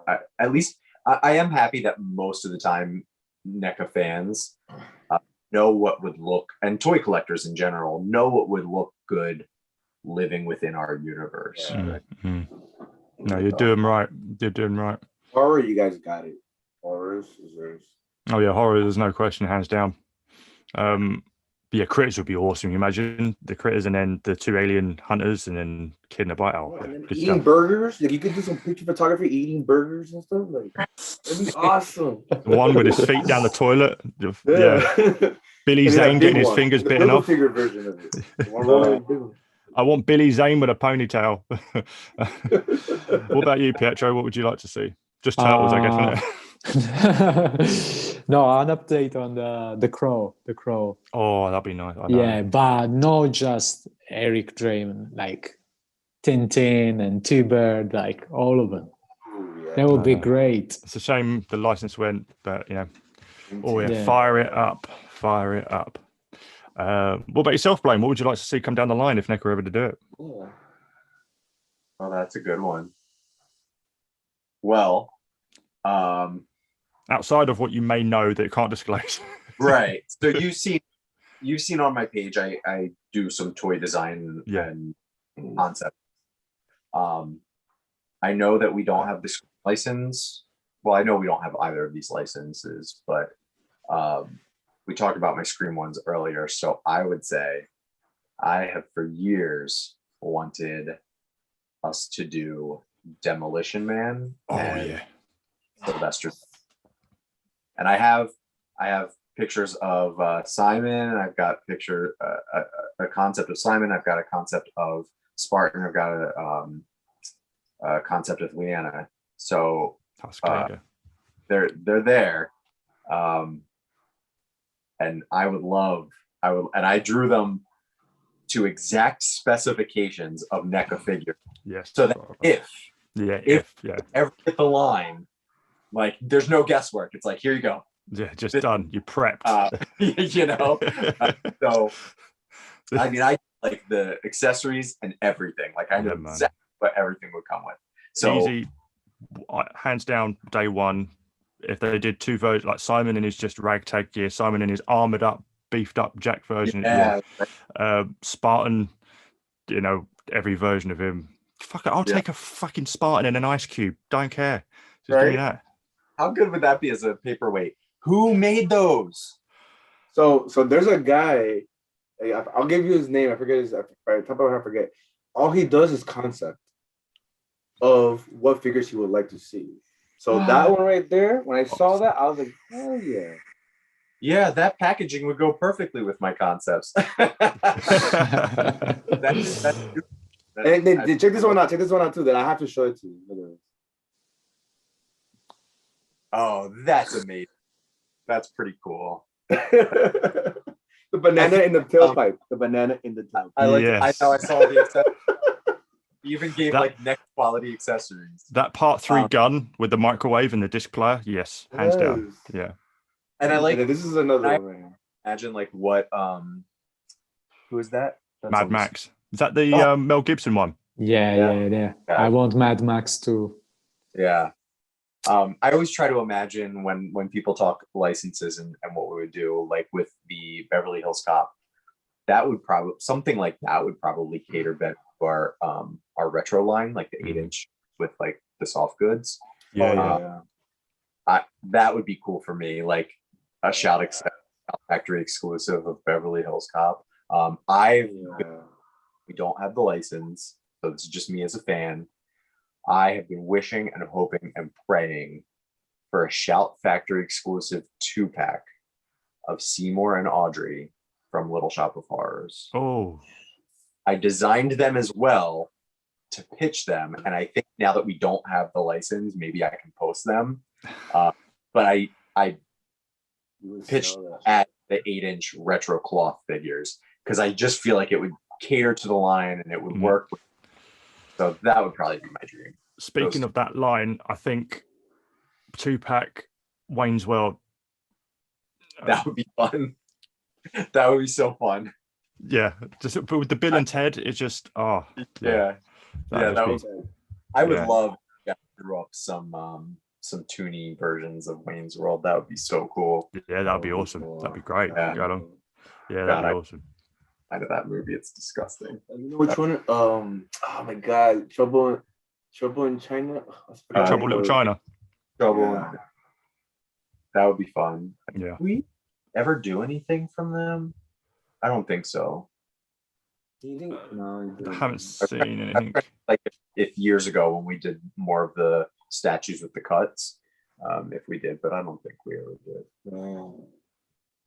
That would be cool. I would love to start seeing some broader licenses, just to help, because we do a lot of older movies, and a lot of these older movies, it's like your stereotypical big beefy white guy, you know.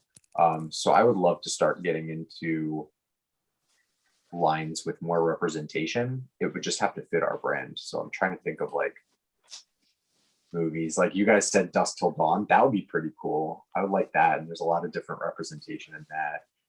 We tried to do like the Django. That got. Dusk Till Dawn. I think he got one of the dead bodies and he was playing the guitar people. God. That would have been amazing. Oh man. Oh, so I'm a hike in a bathing suit with that. Stop it. That's why I want. That's why I want Desperado, man. Yes. He had weapons in the second one.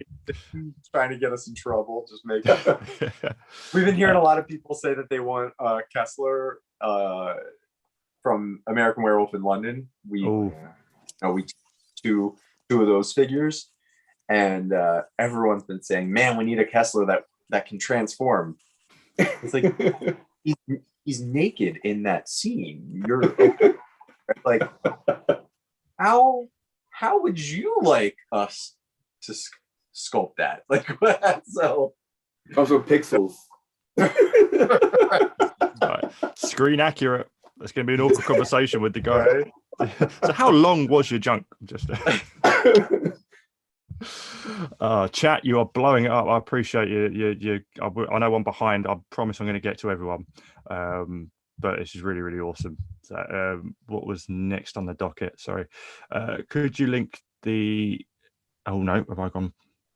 Oh, sorry. Here we go. Yeah, the Extraction Jungle Hunter Dutch is 100 plus on the secondary market. Yeah, I know it's going. I know it's a pain, but you never know. It might come back. Like I say, Facebook groups, some people might be selling up. You might get a good deal. He's such a fantastic figure. Yes, I'm talking about... Yes, he was talking about Saki and Yoshi, real names. You really want their real names. I don't know if there's something Blaine could reveal on the show. I mean, I don't know them off the top of my head. That's yeah. No worries. We have their name, but no problem. Here we go. Could you link the Predator Illustrator's IG chat? Yeah, just above, and he's got it as well. Never mind. Yeah, I linked it just above yours, mate. Just like yes, with 2 hands up. I can't remember what that was in reference for because I'm so far behind. Yoshi, MK was trash. There, I know it weren't the best. I personally loved it. For me, it's just a guilty pleasure. I will say it. I struggle making Annihilation a guilty pleasure. I love the first one. Still love it. It's cheese. It's crap, but God, just give me blood and gore. I like cheese. And you got making the opening 7 minutes was incredible. So I'm no apologetically praising that Mortal Kombat movie. MAG, I want to know, why doesn't their stuff ever reach New York? That's why I've never been able to find the Turtles. I didn't know if there was an actual issue with New York. I didn't think there would be. Unless it's just him having bad luck. Just not being able to hunt. You know? Yeah. I mean, I would say depending on where in New York they live. I mean, if we're talking the city, we hear that a lot. You don't do anything in the city. We do. But there are a lot more people and a lot more collectors, and they get it first. And we don't get to decide how much goes out. I tell people this all the time. If we had the ability to make an action figure for every single collector in the world, don't you think we would? Right? And unfortunately, it's out of our hands. It's not up to us. It's up to many other companies. And if a company like, let's say, a retailer says, yeah, each store will get this many, well, no wonder that people in like Idaho are finding them all over the place. There are 5 people that live there. So you know, it depends. But yeah, things go to New York. They do. I promise. I've looked it up myself. Good. Don't worry, mate. Just keep hunting. You'll see them. Definitely. Oh Christ, I forgot where I am now. Yeah, here we go. Yes, that would be awesome. Had to eat ramen for a month for my turtle stuff. Oh, sacrifices. So I know, right? Fair play. That's dedication right there. It's like love-hate relationship. Love-hate relationships, man. Thing is, though, that's what I love about. When you're really passionate about something or love something, say a person, right? You're so in love with a person, that person will be able to hurt you the most. because you're so in love with them. And you feel the most emotion, you know, if you're having a fight, you're going all in, it's because you're passionate about it. So I can see the love-hate. It's like, oh, NECA the gods, damn it, NECA. Oh, NECA the gods, damn it, NECA. Yeah, like that.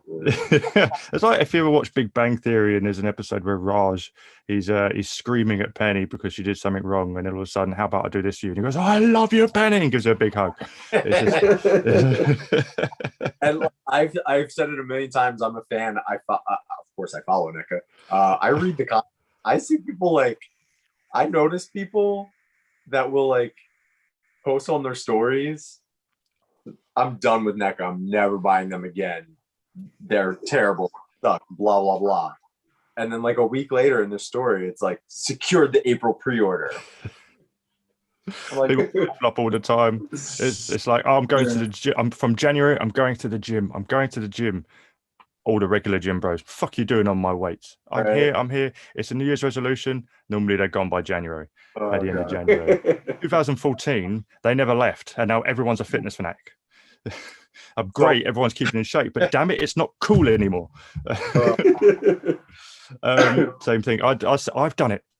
With me and Tom had a big old rant about just Mezco, and we just felt they weren't not customer satisfaction would be their customer service, and the way they were doing things on the store.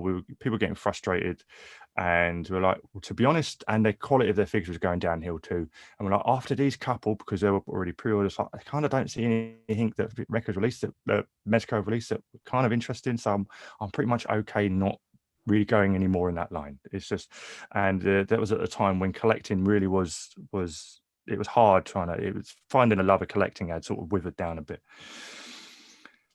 And that maintained up until this recent toy fair, and then they dropped the Crow. And I'm like, you bastards. Yep. There's my money. Power Ranger, you bastards, you got me. You got me. And me and Tom were like, did they get you on that one? Did they get you on day 2? Yeah, they got me on day 2. Did they get you on day 3? Yeah, the bastards got me on day 3. So it's the name of the game, man. It's the part of the parcel. We've got to take the bad with the good. It will get you, and it's hard to let go. It's like getting over an ex. Sometimes you got to have that other one nighter. Here we go. Jesse Slate. All right, fellas, was an awesome show. Thanks, Blaine. For the info, got to go. Catch you all in the DMs. Take care, my man. All the best to you. The man's a savage. Every post I see, he's got like a gazillion boxes. Oh, look what I'm opening. You, Jesus Christ. I love it. But at the same time, I'm like, where is all this going? Because he's running out of shelf space. I've seen his shelves.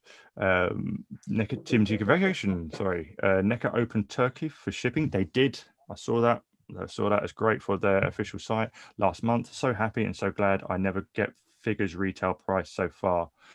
I know it's Europe's a tough one at the moment, depending on what's going on. But yeah, it's a good thing that Turkey got put on the list.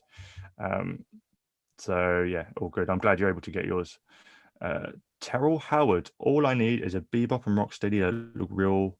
Ordered the April, just wish I had gotten them autographed one, but other than that, NECA is making a name for the figures. Wish I could work for them. There you go. Me too. All right. Yeah, no, fair play. Here we go again. Not on eBay. Can I get complete set of Ninja Turtles, pretty please? Winky face, no, a big smile, laughy face, thumbs up. I'll be more than happy to pay retail price for even shipping. I was like, oh, well, it's 100. I'll give you £1 for them. No, it's £100 sold. I'll take them anyway. Coming in with a thumbs up. What about Johnny 5? Johnny 5. Johnny 5. You know how expensive he is right now? I didn't know he made a figure. So there's one that's actually die cast, and it's going over like $300 to $500. Damn. It's very rare. Johnny 5, yeah, from Search Circuit. He's still alive, but that would be good. That'd be good. That'd be a good one, actually. Yeah. Let's have a look. Johnny 5 would be great. I'd love Wayne's World NECA too. Yeah, man. Yeah, definitely. That'd be awesome. Instant buy. Mag, it's also that the employees get their hands on them first. They never make it to the shelves. I've been there on day that they restock and they say that they have it, but they can never find it. Yeah, I've seen the. I saw a YouTube video of someone catching scalpers in the act. That was pretty mental. Love comment on that video because I watched it, and I'll say this as someone who has been an avid target hunter. Mm. In the video, the person stalking, hear the target employees say that they're putting them at the entertainment checkout so that people don't take them all. Now, that's not something that we told Target to do or anything. And you see in the video the person very clearly saying, how many do you want? Just the one? And she says, yeah, just the one. And he gives it over to her. Yeah. So, like, nobody was trying to be sneaky about it or anything. And I have, with other brands, multiple times gone into Target and not been able to find exclusives. I remember the Solo, a Star Wars story, the Chewbacca was a Target exclusive. Yeah. I was like, I'm looking for this action figure, and they looked at the DPCI and they're like, oh, there are 6 on hand. 2 seconds, gents. Carry on. So they asked they asked the person in entertainment, hey, do you happen to know where these are? And they said, yeah, we're keeping them behind the desk. So only 2 per customer. Isn't that helping? Like, isn't that reducing scalping? In my mind, as a collector, I was thankful that this Target employee at the rep, so that only the people who wanted them enough to ask the employees would even know that they were there, and then the employee could say, "This is just 1 per person." So I've watched that video multiple times, and I get it, but I feel like it was one of those, like, I don't want to, but in recent years, it seems as though people have this idea that if one person on Facebook says something, that must be true, and it's wildfire. Because I'm getting, when people try to fight me on it, I'm getting the exact same rhetoric. It's like people are copy and pasting. So please try to think for yourself and think about the logic. And if you were a collector, what would you want? And what you're asking for? You're asking for us to stop scalping, right? So think about what you're seeing and what you would want in that scenario. Would you want someone to walk in there and take all 3, or would you want someone to be limiting them to 1? And don't just go off what other people say on the internet. It's not always true. I'm not bashing the people who said that this was happening. That was their perception of what was happening. And I don't know. I wasn't there. I don't know what was happening. But I was very thankful, at least at face value, that they were limiting the amount that they were. You know, I tell people ask more than 1 Target employee, because some of them just tell you a whatever answer just to get you out of your face. Yeah, because the best is when someone says there hasn't been a NECA rep in Target for 8 months, and I'm there, and I'm like, well, that's funny because we didn't have Audition Marty out in Target 8 months ago. This has been out for 2 weeks, you know. And the Target employee said that they haven't been there. Now think about how often a Target employee works, right? And let's say that they work every day, but they work the 3 to 9 shift, and the NECA employee only comes twice a month, and they come on Monday mornings at 9 a.m. for 5 minutes. They just stock and they get out because they've got the next store or the next brand or whatever to get to. The chances that your Target employee knows the schedule of an outside third-party vendor are slim to none. So, and this, again, I have to keep reiterating this for like legality. This is not like NECA employee blame. This is just very active collector who has been around the block and sees the way things happen, and they like, and some people are really ruthless to Target employees. I do not defend shitty Target employees whatsoever. I've had my fair share of them.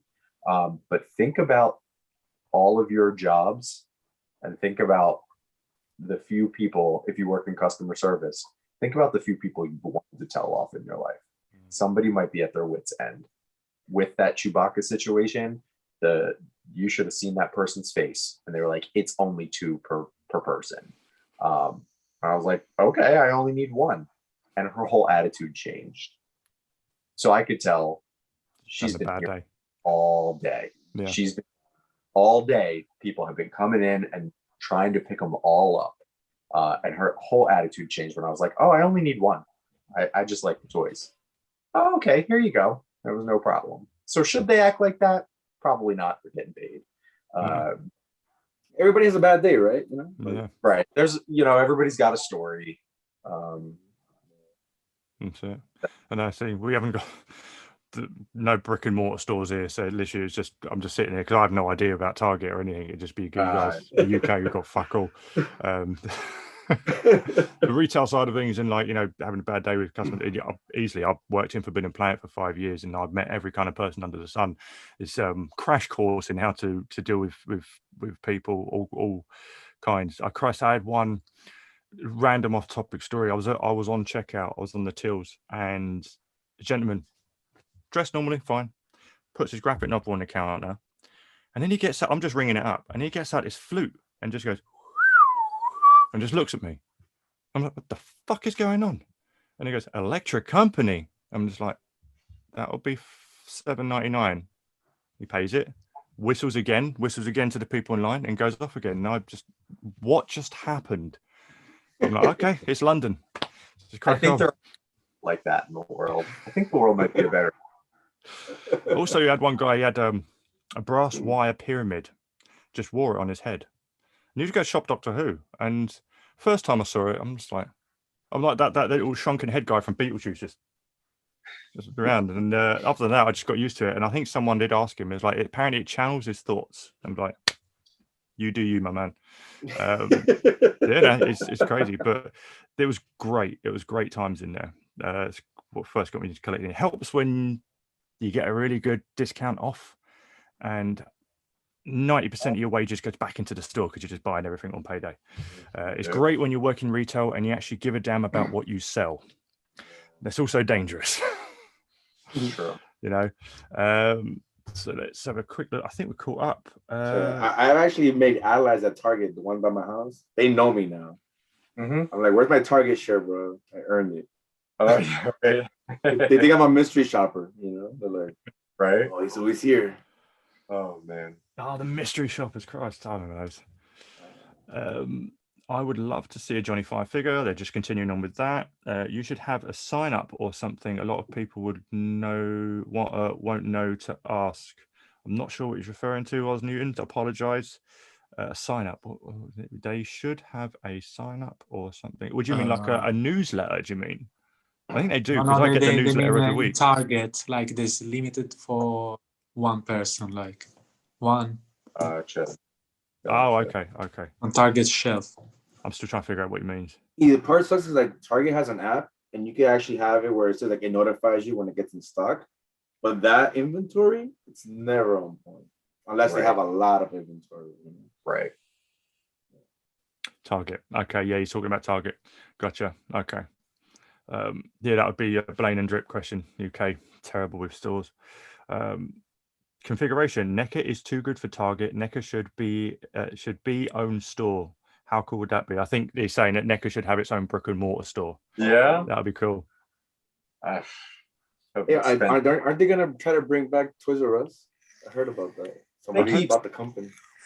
That it's funny that you bring up Toys R Us a lot, and we were talking earlier about how new certain things are.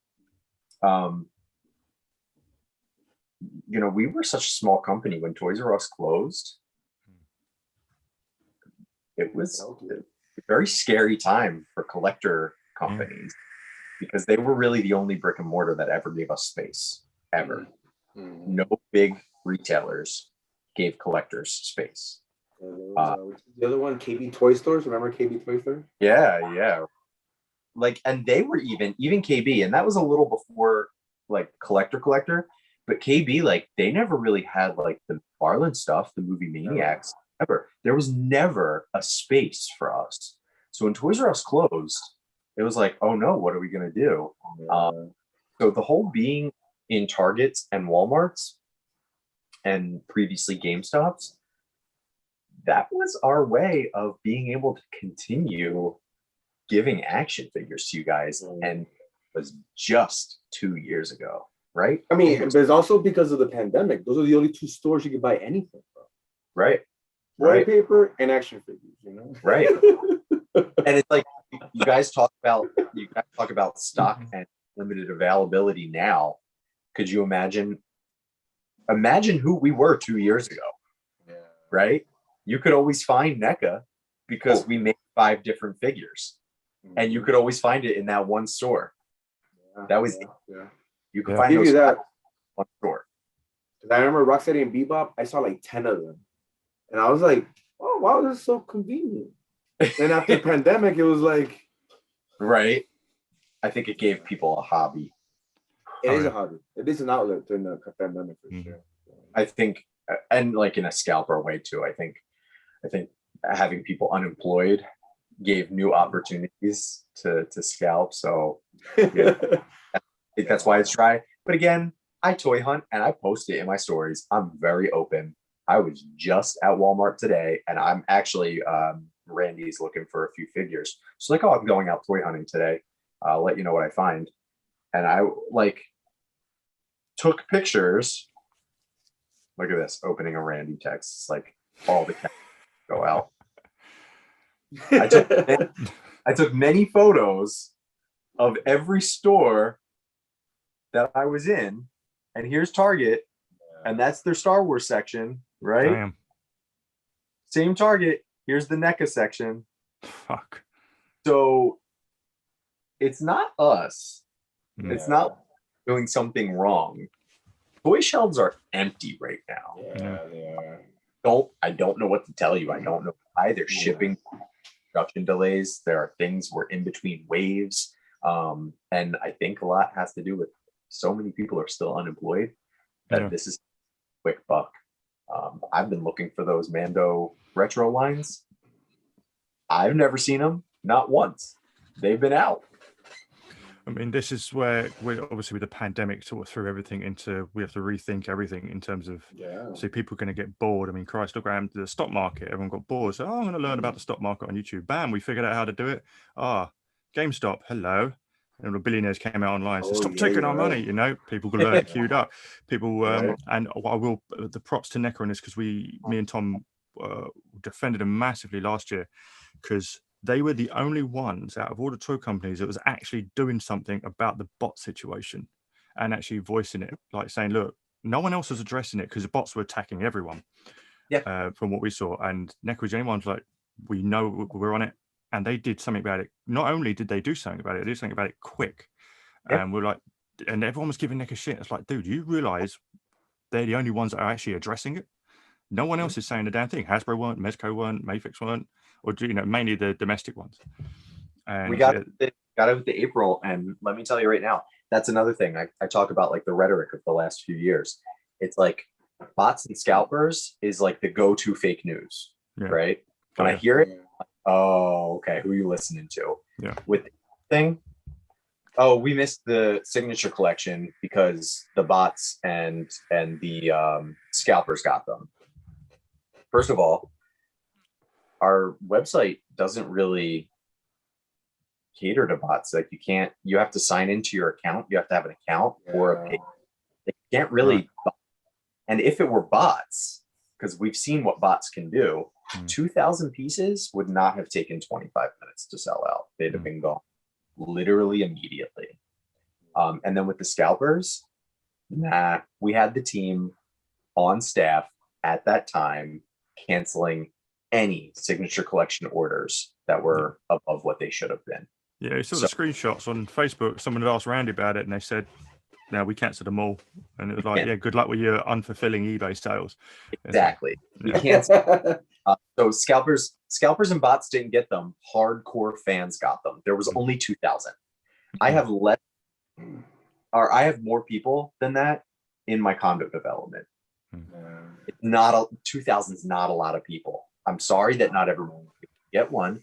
I don't want Judith's hand to fall off if she has to sign one.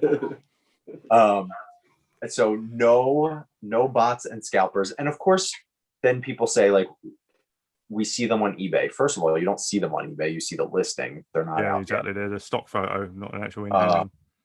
Secondly, when we say we've stopped scalpers, we stop the people that go in and buy large quantities to resell at an exuberant amount. Some of the ones that you're seeing on eBay are going to get canceled because orders weren't fulfilled. Some of them, if that one physical human being wants to buy that one figure and then post it on eBay, we can't control that. Yeah, that's what eBay's for, you know.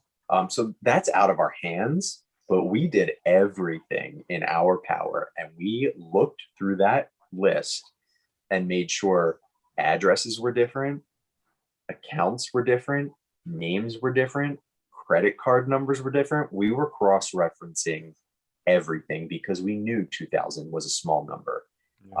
And we wanted nothing but fans to get them. So we did everything within our power to do it, and things got canceled. We even had people who emailed us ahead of time and was like, listen, I'm this old, you know, I'm 17 years old and my 19-year-old brother lives here with me, and we're both huge Turtle fans, and we both want to order the April. And if we have different names and different credit cards and different accounts, but they go to the same address, is that okay? And it's like, when people reach out, you know, those things happen. There's like, oh, of course, you know, we saw so many things are different, but we cross-referenced it. We saw that 2 different accounts with 2 different names had the same credit card number and the same address.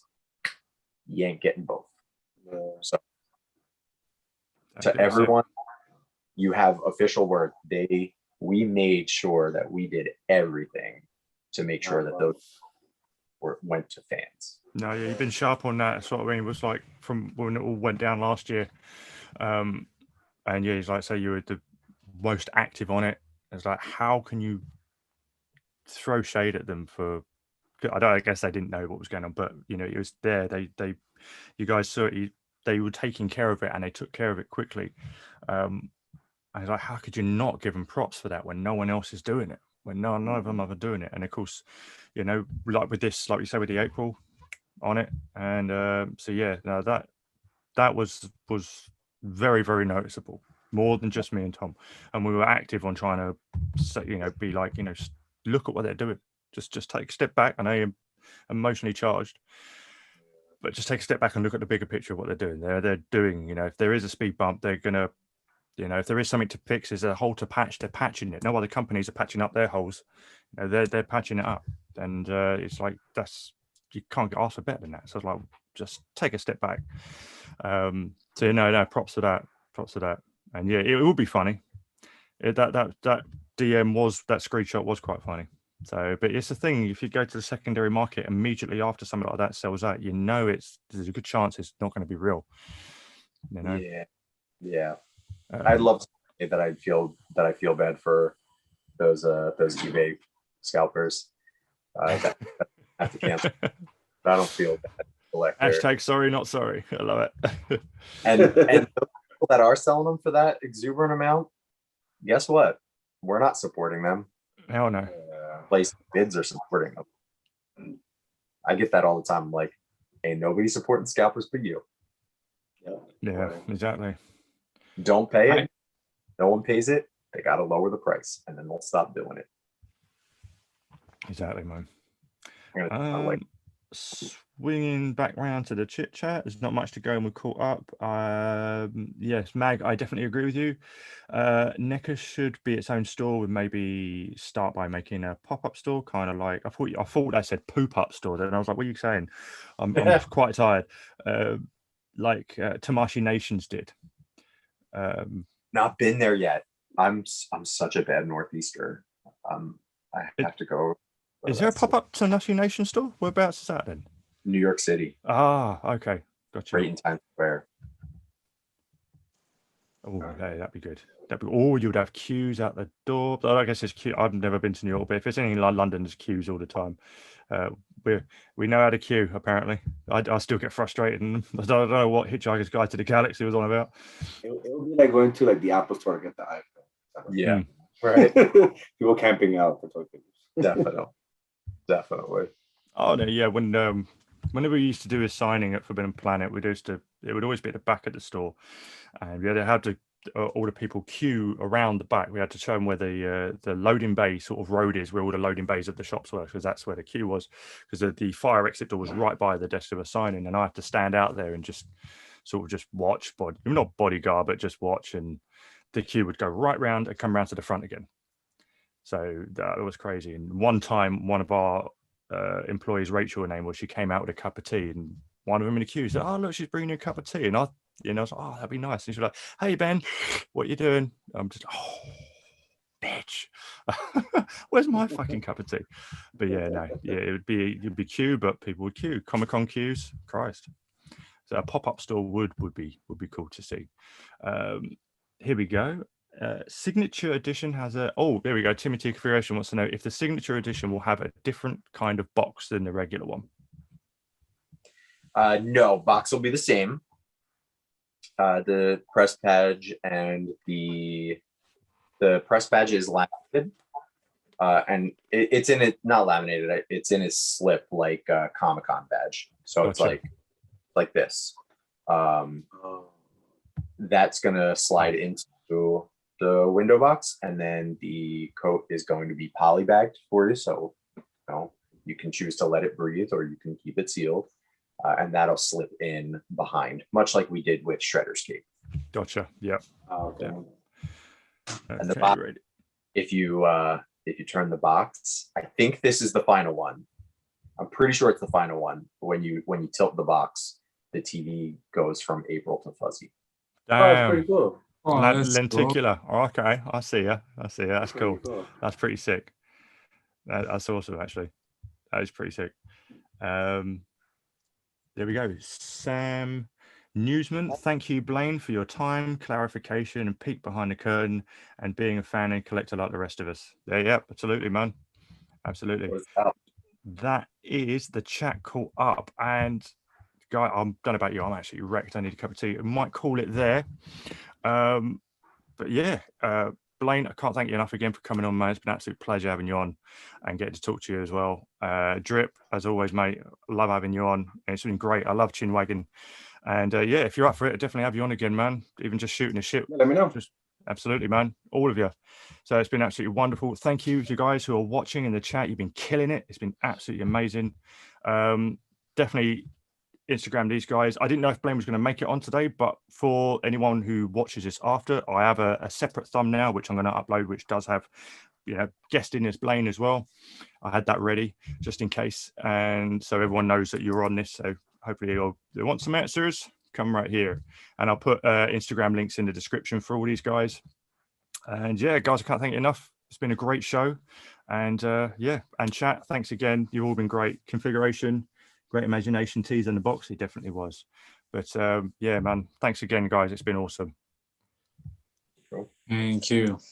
All right, Hero, take it easy, chat, and we'll see you next time. Okay. That is, we're no longer